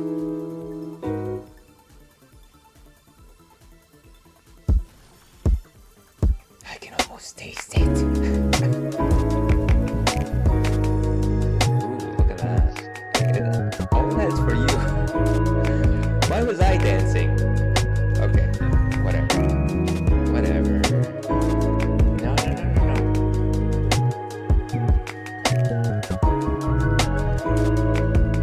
Oh, wow.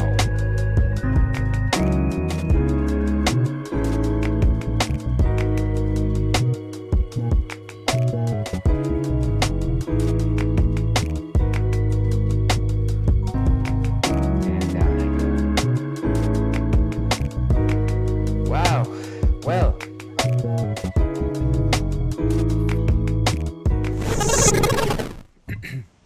And hello and welcome back to the Ales Dandy Please stream.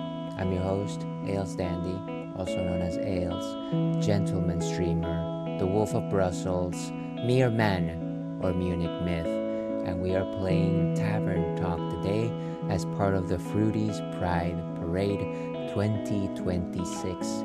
We keep on going, we keep on rolling. Thank you so much for being here.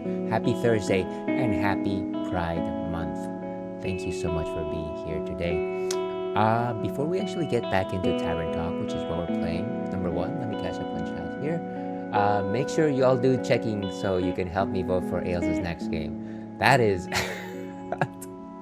I love it, Kitty. I'm assuming, by the way, I don't know that you told me, but let me know what you want to vote for since you do have both a check-in and you answered the question of the night.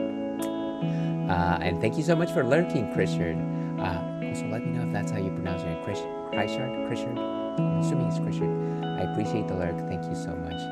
Thank you for being here. And appreciate the welcome back. Before we move back into the game, let's go ahead and talk about what is on tap next, because that is what we do here in the Ales Dandy Please stream. We enjoy some nice beverages, mostly beers, sometimes ciders, responsibly. Today we have Bunny with a chainsaw.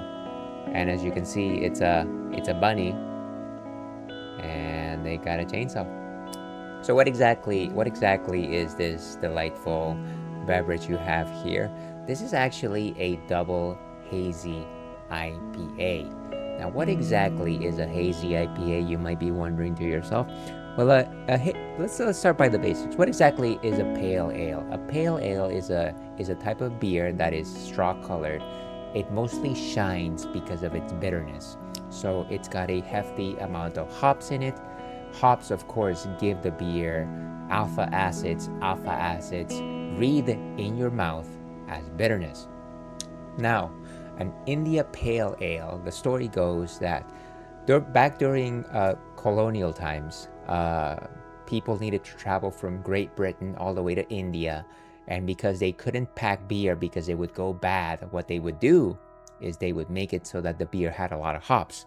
And the reason why they wanted to do that is because hops makes it so that bacteria and other gunk grows far slower. Hops have a reagent that actually makes it so that microbes and things like that do not grow. And so they just kept adding hops. They just went hop crazy. It was madness. And the beer made it fine through the voyage. And for some reason, people still enjoyed it. People enjoyed drinking it. It became a style of its own. It became the IPA, the India Pale Ale. That style survived.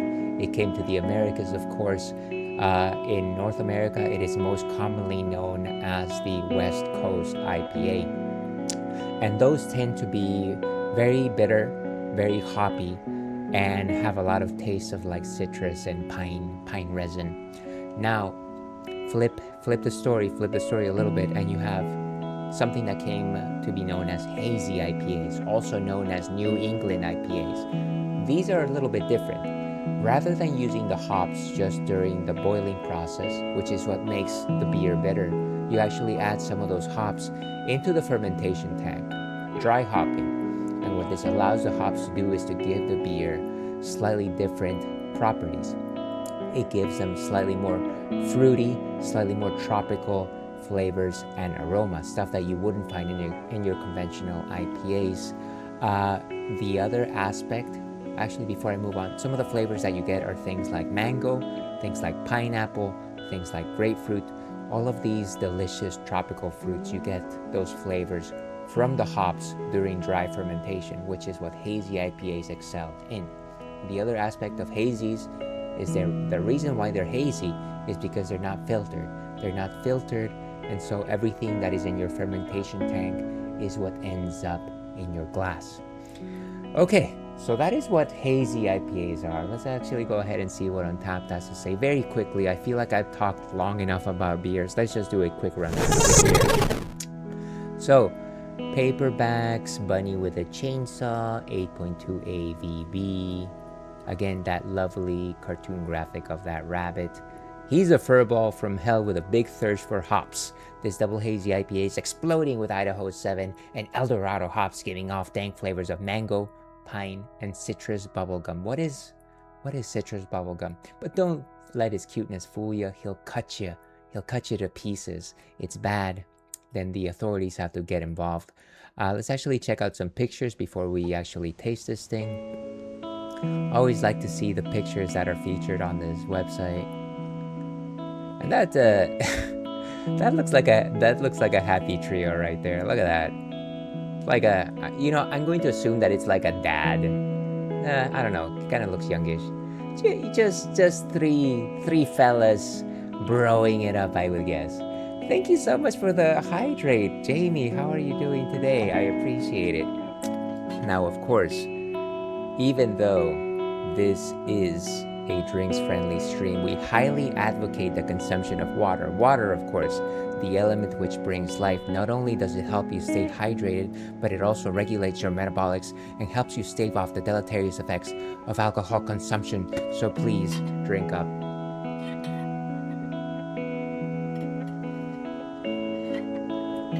Oh gosh, it's Churrocam? Sorry about that, kitty. I forgot about that. And thank you so much for the follow. Follows are anonymous. I was actually talking about this picture.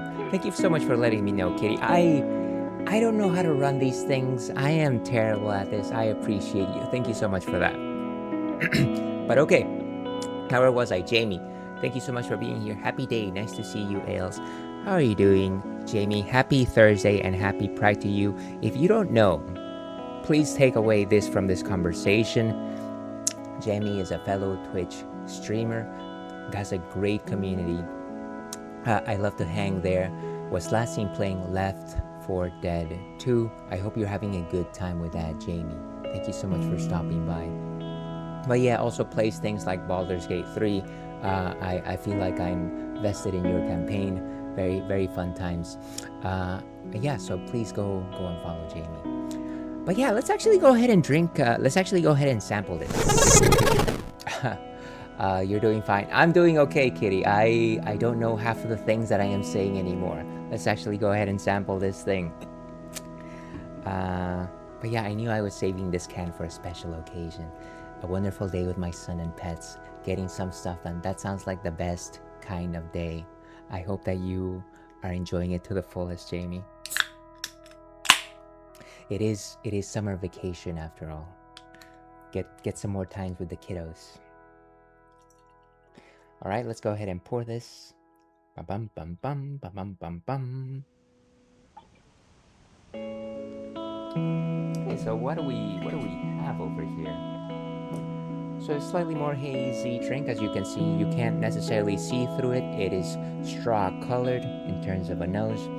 You get some nice notes of sweet mango, a little bit of grapefruit as well. Grapefruit flesh as opposed to a grapefruit peel. A little bit of the pine as well. Feminale, dear viewer, thank you so much for being here today.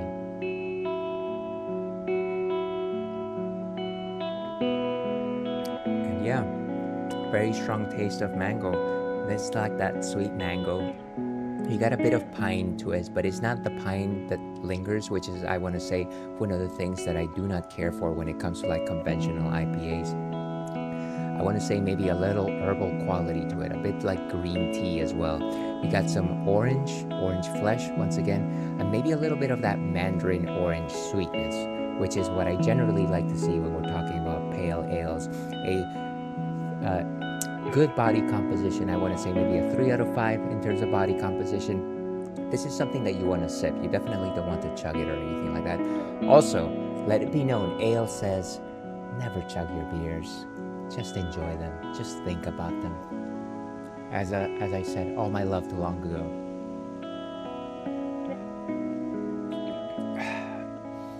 I'm sorry, I think I missed part of that message. Getting some stuff done around the house and just enjoying life. I'm glad that you are, Jamie. I appreciate you very much. You're most kind. Thank you once again. I feel like I mentioned this before when you stopped by, but I definitely love the stuff that you post on your social media. Lots of cozy stuff, lots of just like wholesome, like images of life and food and like the outdoors. It's always delightful. But yeah, that is what we are enjoying for today. Let's go ahead and pop back into Tavern Talk as part of our Pride Parade. And let's take this out of the way. Okay, that sounds wonderful. Here's my question as always, Jamie. Are you a fan of the beers? So let's go ahead and ask our friend here what exactly happened with the Mary Morgan incident. Or actually, let's dig in a little deeper. Why does no one want to spend time with you? Because I'm unlucky. I'm unlucky, and whenever good things are supposed to happen, I ruin them. No matter how easy things might be, nothing seems easy enough for me. Imagine there's one nail sticking out in the whole kingdom. Everyone would pass by it except for me. I'd get caught on it and rip my coat. Did that happen once? Once? I wish it had been just once. It seems like my life only follows the path that's the most embarrassing. Or dangerous. Or dangerously embarrassing. The curse of ill luck follows me wherever I go, like an adventuring companion who secretly wants to kill you. No one wants to hang out with someone who naturally attracts bad things. You're too harsh on yourself, Fable. Am I? See, just last week I wanted to gather fresh flowers. The daffodils are blooming and they make for a nice bouquet, you know. Or hair accessories. They always calm my anxiety when I have them around. But me being me, I confuse them with their evil twin, the weeping amaryllis. Now guess what I spent the whole day afterwards doing? Weeping? Like a baby, all day long. When I plucked them, they released their spores and I started crying. I suddenly felt all the sadness of the world rush over me. I've never been so heartbroken. I'm sorry. That sounds horrible, Fable. It was.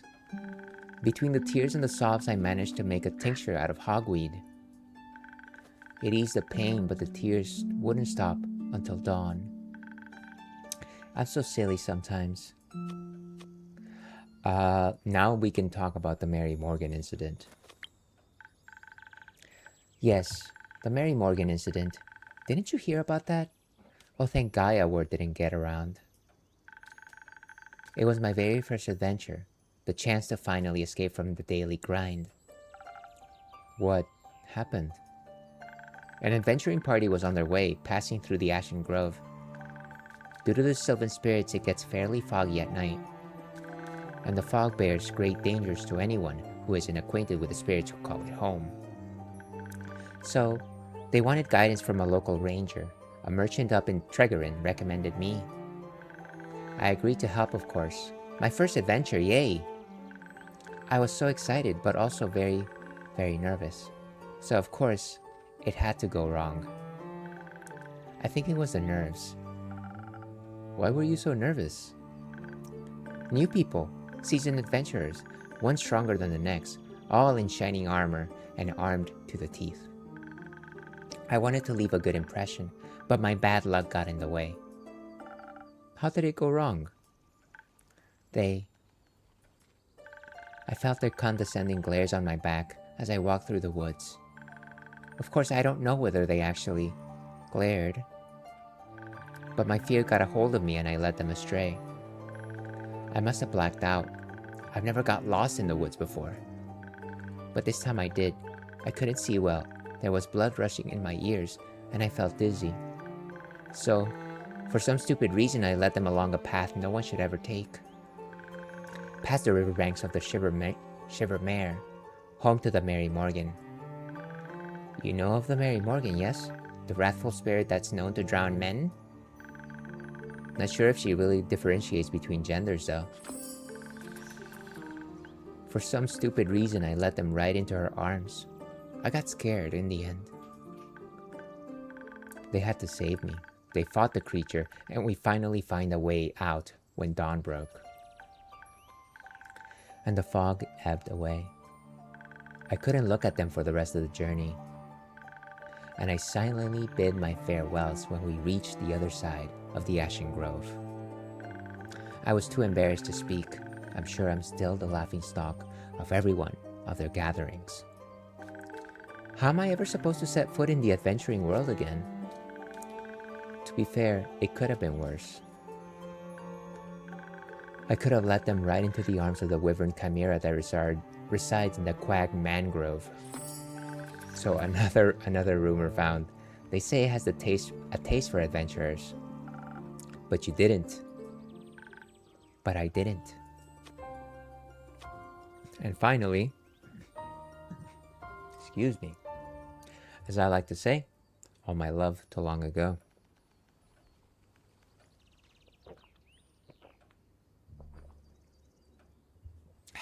Let's ask about her first encounter with the Hydra. Well, just the day after it arrived to guard the portal to the Dream Plane Avalon, I wanted to be polite and neighborly, so I brought it some homemade biscuits. I burned them a little in the oven, but I thought since it has fire breath, it wouldn't mind. So I approached the Amaranthine Hydra, and I have this whole speech prepared about how I'm looking forward to having it around, and how its green scales match my hat. But it was so tall and intimidating, I forgot all about what I wanted to say. So I just set down the biscuits and smiled awkwardly. It looked at my biscuits and then at me, and it said, "By the rivers of the stars stands a man who reads the firmament's past. Some things are as sturdy as the gilded ice. Some things as changing as Leviathan's sea. All chimeras hate mice. All hydras love tea." I thought to myself, wow, the Amaranthine Hydra has given me a riddle. A quest. Maybe this shall be my first adventure. But I couldn't figure out the answer, so I left. and I tried to solve the riddle for 3 days. I was too ashamed to step foot in front of it again, lest it know that I was not worthy of its wisdom. But then I couldn't take any more and I ran back. I apologized and begged it for the answer. Turns out, that's just how it speaks. It wanted tea. Did you get it some? Yes. Then you completed its quest. 3 days late. If it had needed an antidote, it would have died. Would-haves are about as useful as an antidote when you haven't been poisoned. They change nothing. Adventurers don't come tied up in neat, mistakeless bows, not bows. Your mistakes are part of your story, Fable, no matter how hard you try and shame yourself for them. I like you the same, nonetheless. You do? Yes, I don't care much for Fable, the flawless hero. I don't think their stories would be very interesting.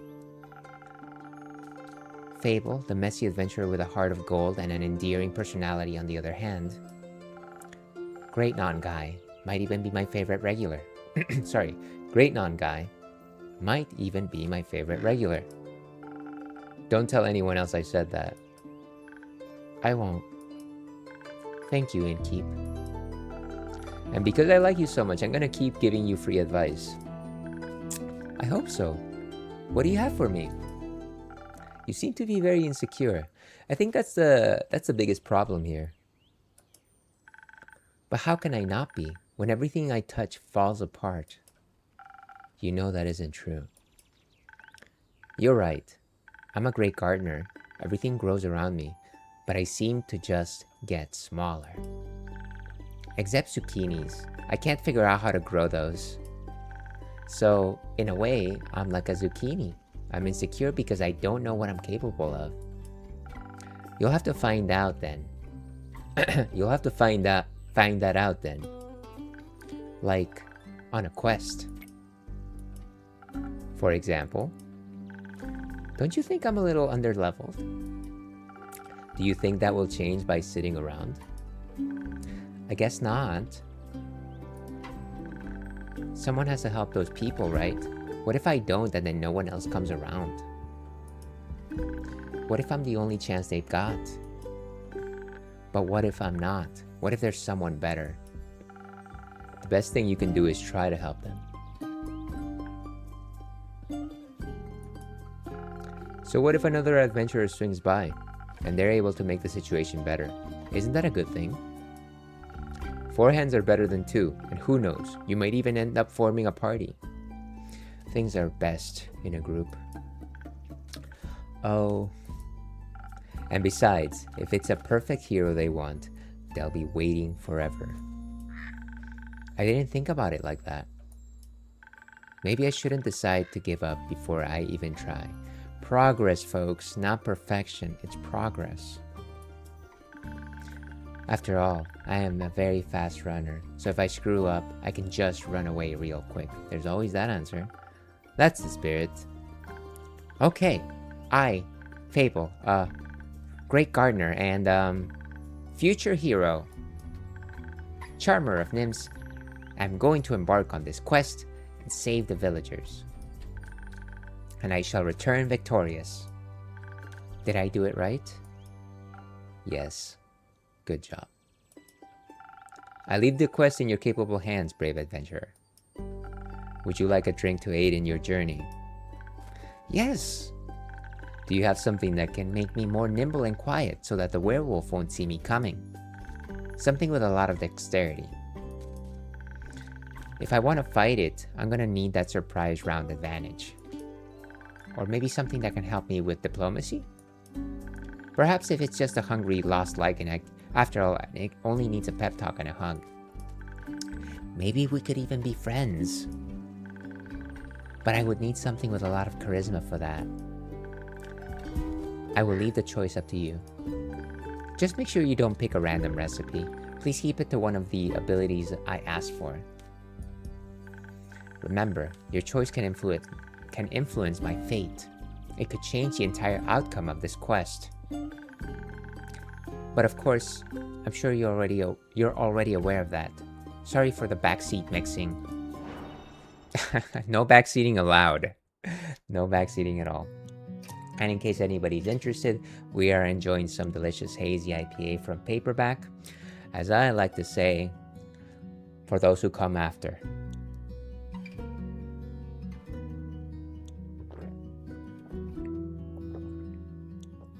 Delightful. Okay, so let's give her something that has a lot of dexterity, she said, right? Dexterity or charisma. I'm going to say that maybe she needs more charisma. Because I think we want to befriend the werewolf. We could do Spoken Heart. Or what is this? Sparking Nebula. What is the brainy one? Is that...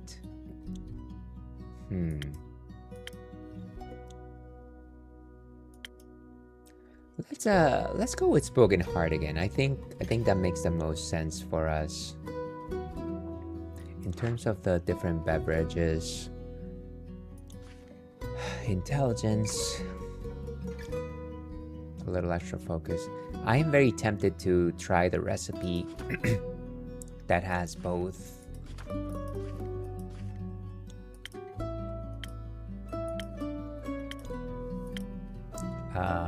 intelligence and charisma, but maybe let's play it safe. Let's play it safe. Let's go with Spoken Heart. Okay, so Spoken Heart has the most charisma.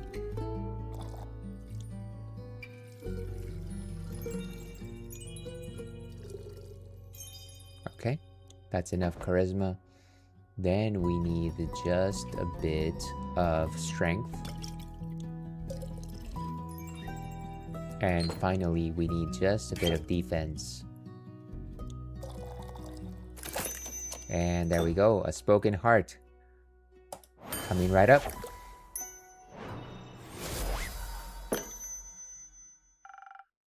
This should do it.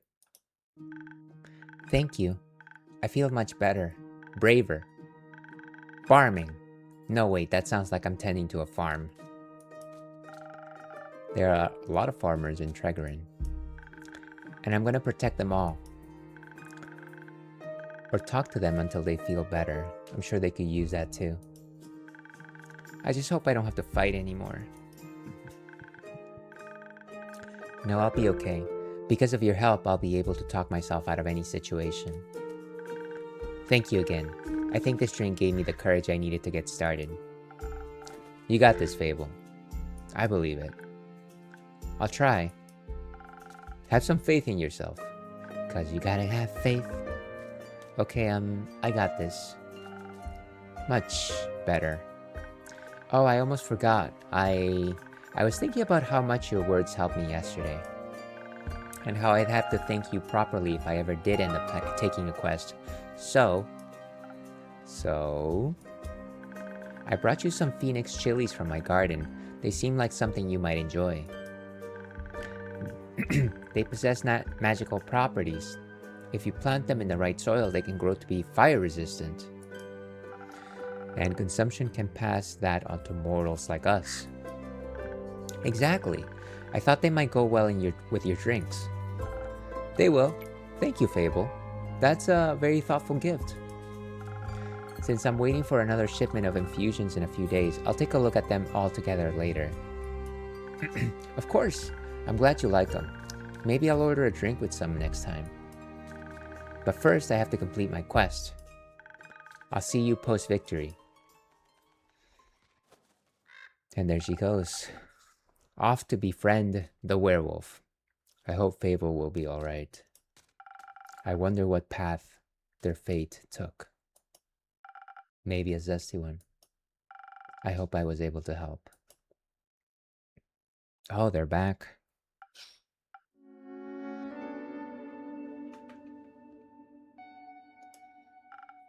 You again. Me again. And who are you? Someone who wants a drink. What kind? Drink. Yes, I get it.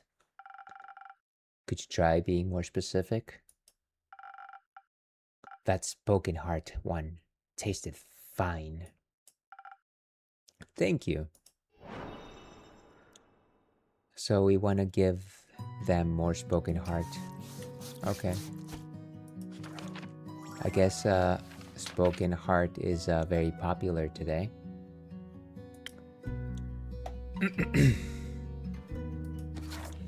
Go ahead and draw that recipe. We got 3 bouts of charisma.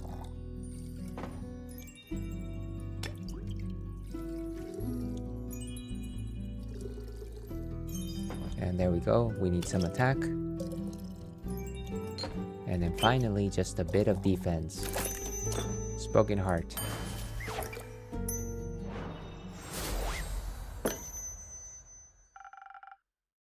A spoken heart, just for you. Maybe it will help you find more words. Good attempt. Perfectly drinkable. Might make me come back for more. Might not. Thank you. Enjoy.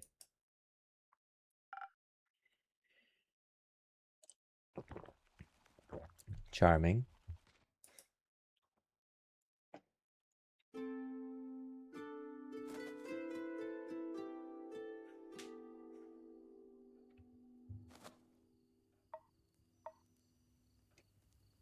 Okay, who might these folks be? Sorry folks, just a second. Just realized that I don't have my phone on me. I guess I probably don't need it for the next 20 minutes. Probably fine. Careful, you'll step on my cape. Oh, shush. Greetings, travelers. How may I help you? Ugh, not another one of those empty blabbers.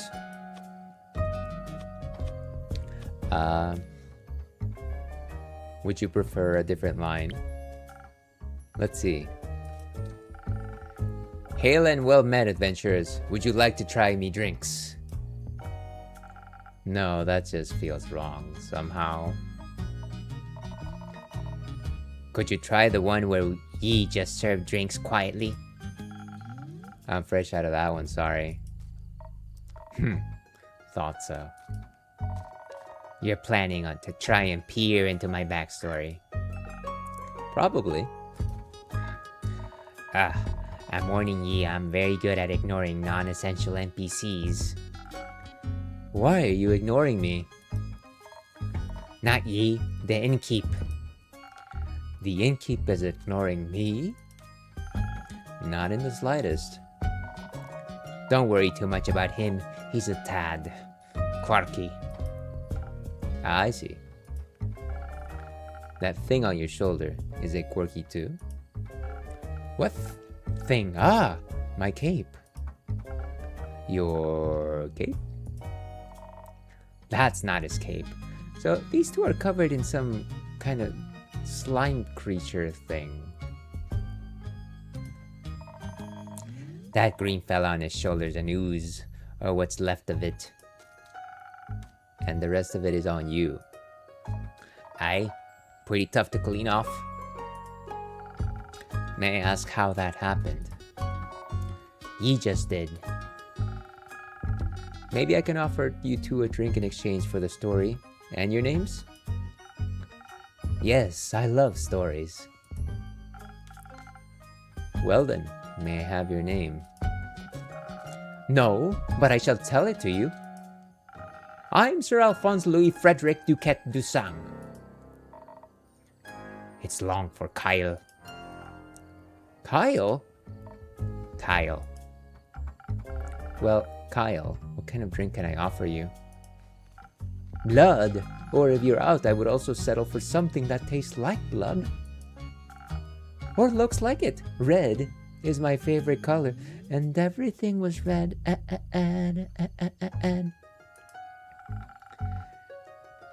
I'll look for something with red in it. Alright, so something red. I'm assuming it's probably something that has a lot of strength, right? And that probably is our Southern Brawler that they want.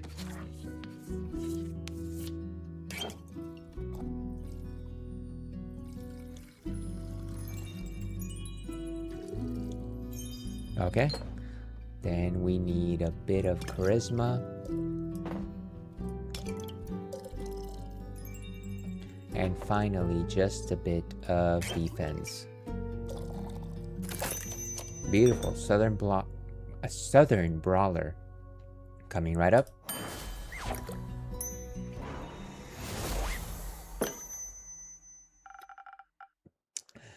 Some almost blood for you, sir. Oh, thank you very kindly. That looks delicious. It also tastes delicious. Very alive. Maybe as a chaser you could let me have a bite. No. Okay. And to whom may I offer the second drink? Rhea Frostgrip. Nice to meet. Yeah. Skip. Just serve me something strong. Something that feels durable. Tough like a mountain of the caves of Ur. One of those frosted lagoons looks close enough. Coming right up. Okay, so I'm glad that she just told us what she wants. Sorry, they want. I don't believe they've actually specified. So, something with a lot of defense. We are looking for Frosted Lagoon. Let's go ahead and draw this up. The Frosted Lagoon protects you from any physical and spiritual harm and cools you down on even the hottest of summer days. It even offers additional UV protection. What more could you ask for? Let's go ahead and draw that up. I'm enjoying the story being revealed. The dialogue is interesting. Yeah, when I was looking to play this game, I assumed that it was going to be just like fairly short, like this and that. Here's my quest. This is my story, sort of thing. But I want to say that there's just a lot of depth when it comes to, at the very least, from what we've seen of speaking with good dear Lord, I already forgot. Fable? Was it Fable? Her name is Fable. But yeah, she has. I was very happy to see just how open she was and candid with, her backstory and the things that concern her. I didn't assume that the game was going to go to that level of depth. But I'm glad you're enjoying it. Let's go ahead and make this Frosted Lagoon.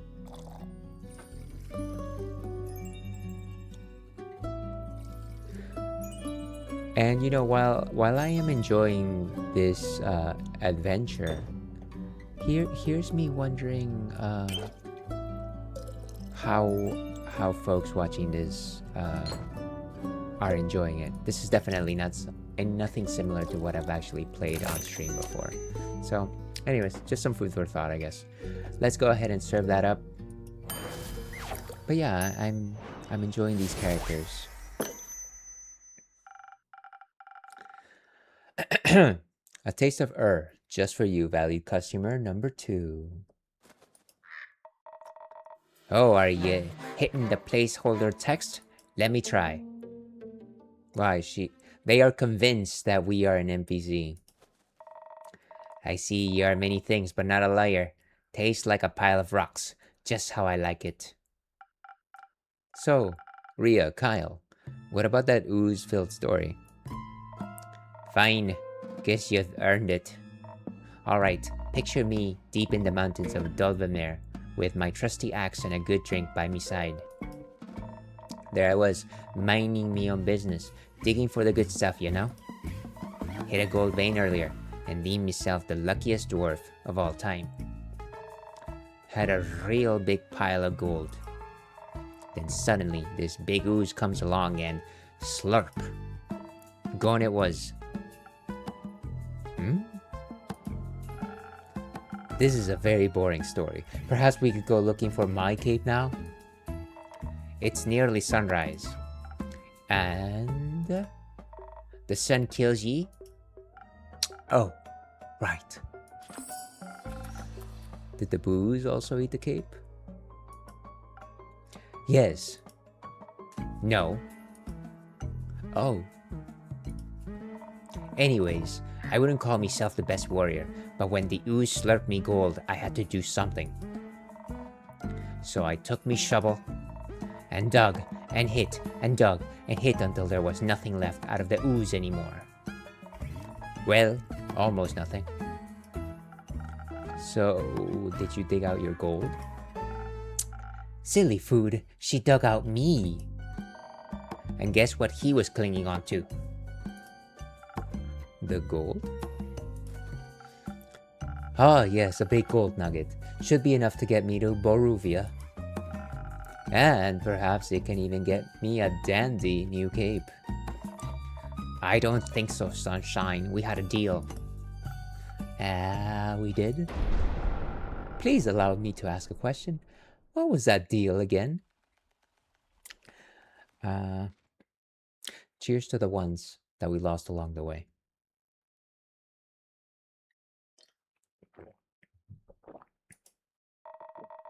I get ye to Boruvia so you can participate in your fancy vampire bouquet banquet, and in return, I get the gold. But what about my cape? Oh, you can actually see the quest board. Where did you last see your cape? Don't even bother. It's a lost cause. We looked everywhere on our way here. Fought cursed chests, many-eyed monstrosities, undead goons. And I started to wonder, where in his life did this man put his cape? Where everyone puts their cape. Do you know where I put me capes?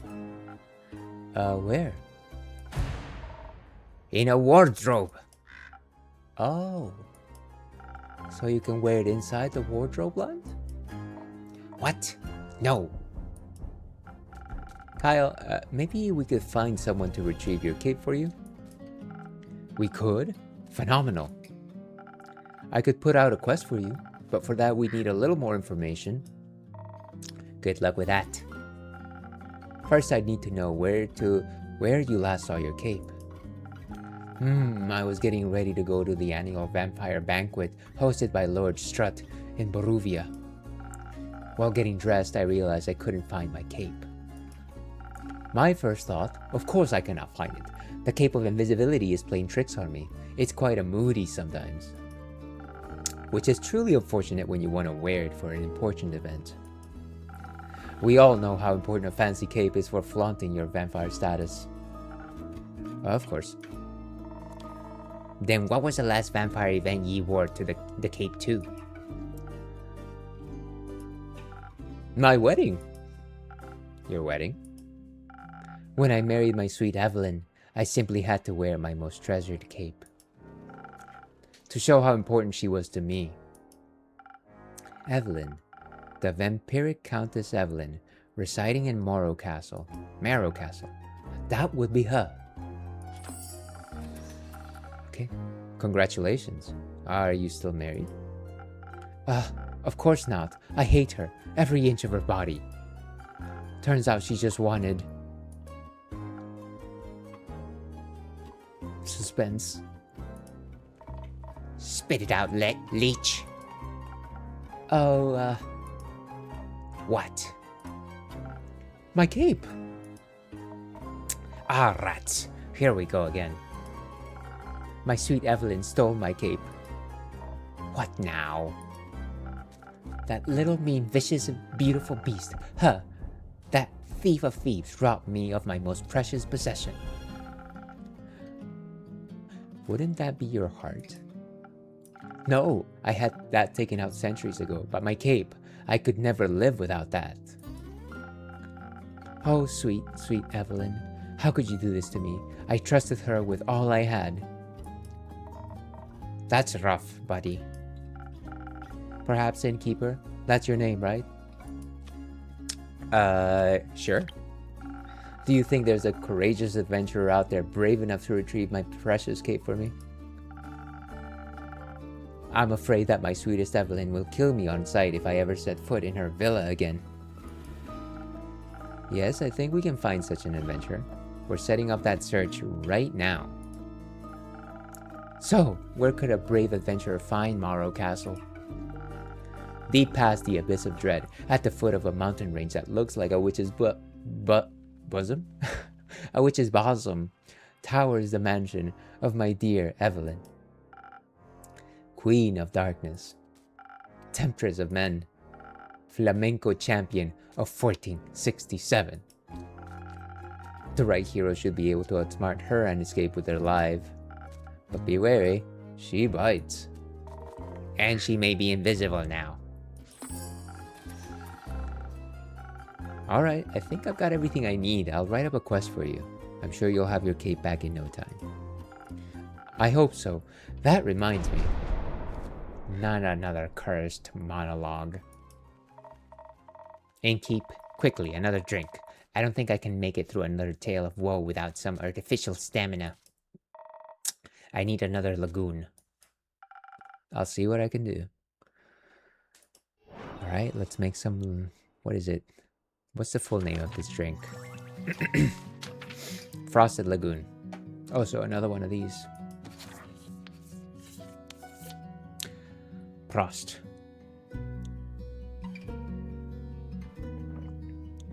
And we are reaching that Cinderella time, folks. Let's see how much dialogue we can get to in the next 5 minutes or so.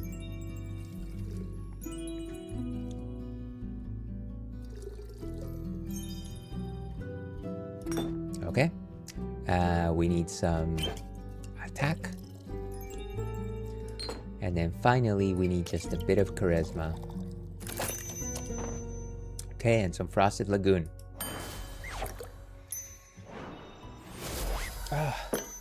Okay. Some liquid stamina for a valued guest. Let me try. You got it right again. I might even last till dayfall with this. Kyle, would you like another drink as well? No, I cannot drink now that I am consumed with my thoughts of my love's betrayal. Oh, it ails me so. Everything ails ye. The whole way here, ye were complaining about having to walk. My bat form doesn't work like it used to. I'm out of practice and the slime weighs heavily on my shoulders. And my back is all itchy. By the dragons, could it be because you insisted on sunbathing? Oh, right. Innkeeper, do you have a drink to protect me from the sun? Perchance something that would also moisturize my delicate skin? I'm afraid not. Oh! That reminds me, my Aunt Matilda used to harness the power of a chimera's saliva for sun protection. A chimera? A thing, beast made of several animals. Got 3 heads in all, made by the dragons to guard Gaia. Likes to eat people for breakfast. I'm aware. I just didn't know its saliva could be so useful. Ah! If only I hadn't eaten that delectable bear chimera in the Scarlet Caves, I could have asked it for a sample of its saliva. I'm sure that would have gone over well. Actually, I might know where to find one. Really? Will you get it for me then? No. Oh.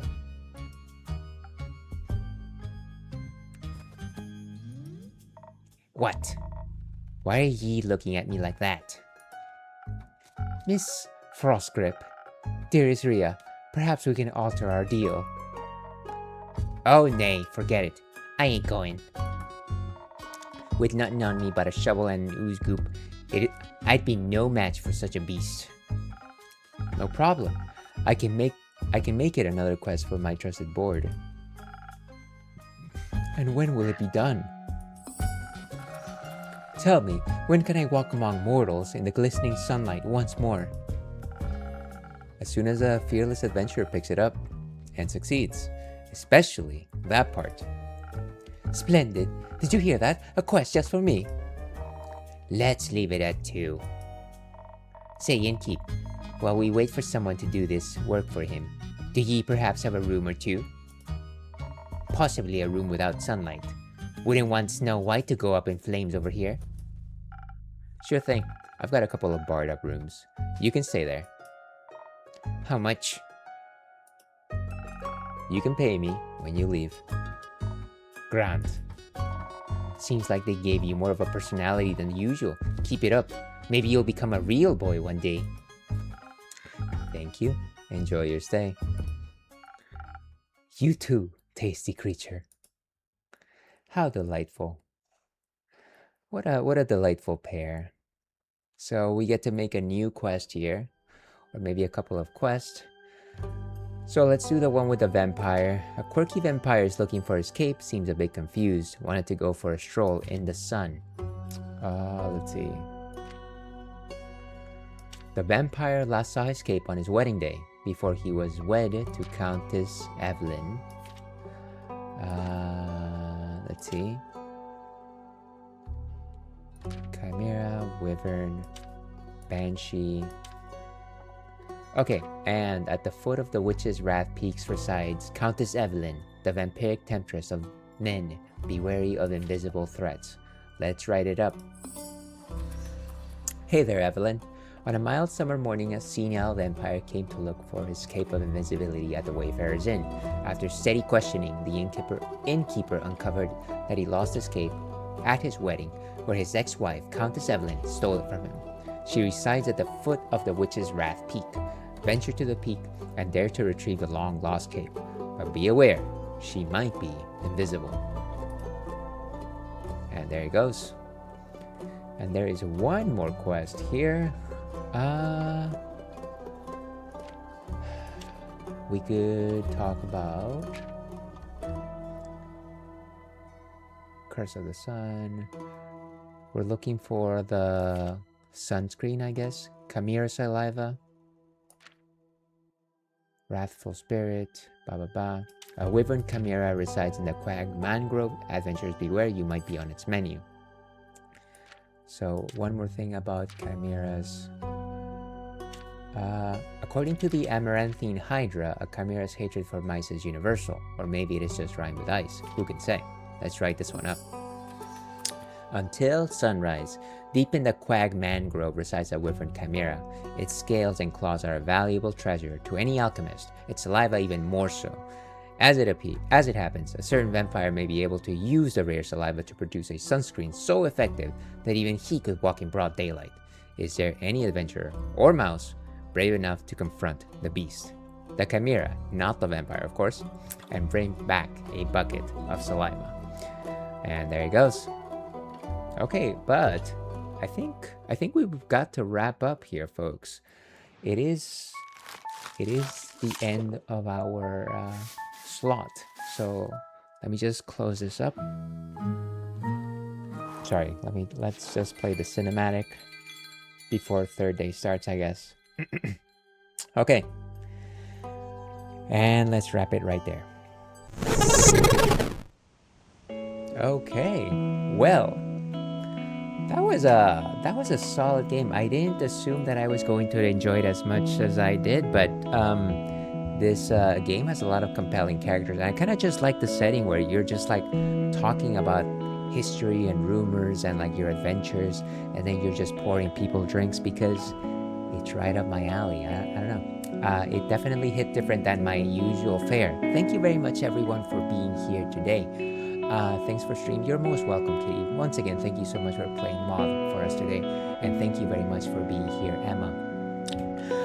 If anybody is interested in this kind of nonsense, and I have no idea why you would, I stream on Thursdays and Fridays. Regularly on a Thursday, I would be doing retro, and we're playing Final Fantasy VIII. On Fridays, tomorrow, we are playing Baldur's Gate 3. So please stay tuned for that. Here's a look at my socials where I generally post my schedule. Thank you very much, everyone. Happy Pride. Very much appreciate the raids, of course, by both Kana as well as Nikki. Very much appreciate you. With that, let me go ahead and get our next raid set up. Of course, we are raiding into Kiki Pendragon, and I believe that is correct. Yes, PP Pendragon. Let me go ahead and set that up. I actually do not know her, so this will be a good opportunity to say hello and meet somebody, another cool individual. Let me see if I can write this up. And of course, my keyboard is buried here. My keyboard is buried. Okay. Playing apparently something called Mecha Chameleon. So let me go ahead and start that raid. We got a raid message for today's Pride Raid train, folks. Please copy it. The Fruities have arrived at their next stop, Happy Pride. So please copy that. I will copy that myself.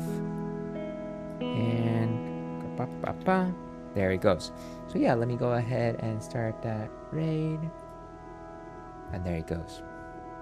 Awesome possum. Let's see. Thank you for stream. Thank you for being here, RexRec. Have a great rest of your Thursday. Happy Pride to you. Have a lovely evening as well. Thank you so much for chats. And let me do this. Let me pretend to be a cool boy for once, as I like to end these things. Stay thirsty, LPAC. Tomorrow the moon will rise. See you then.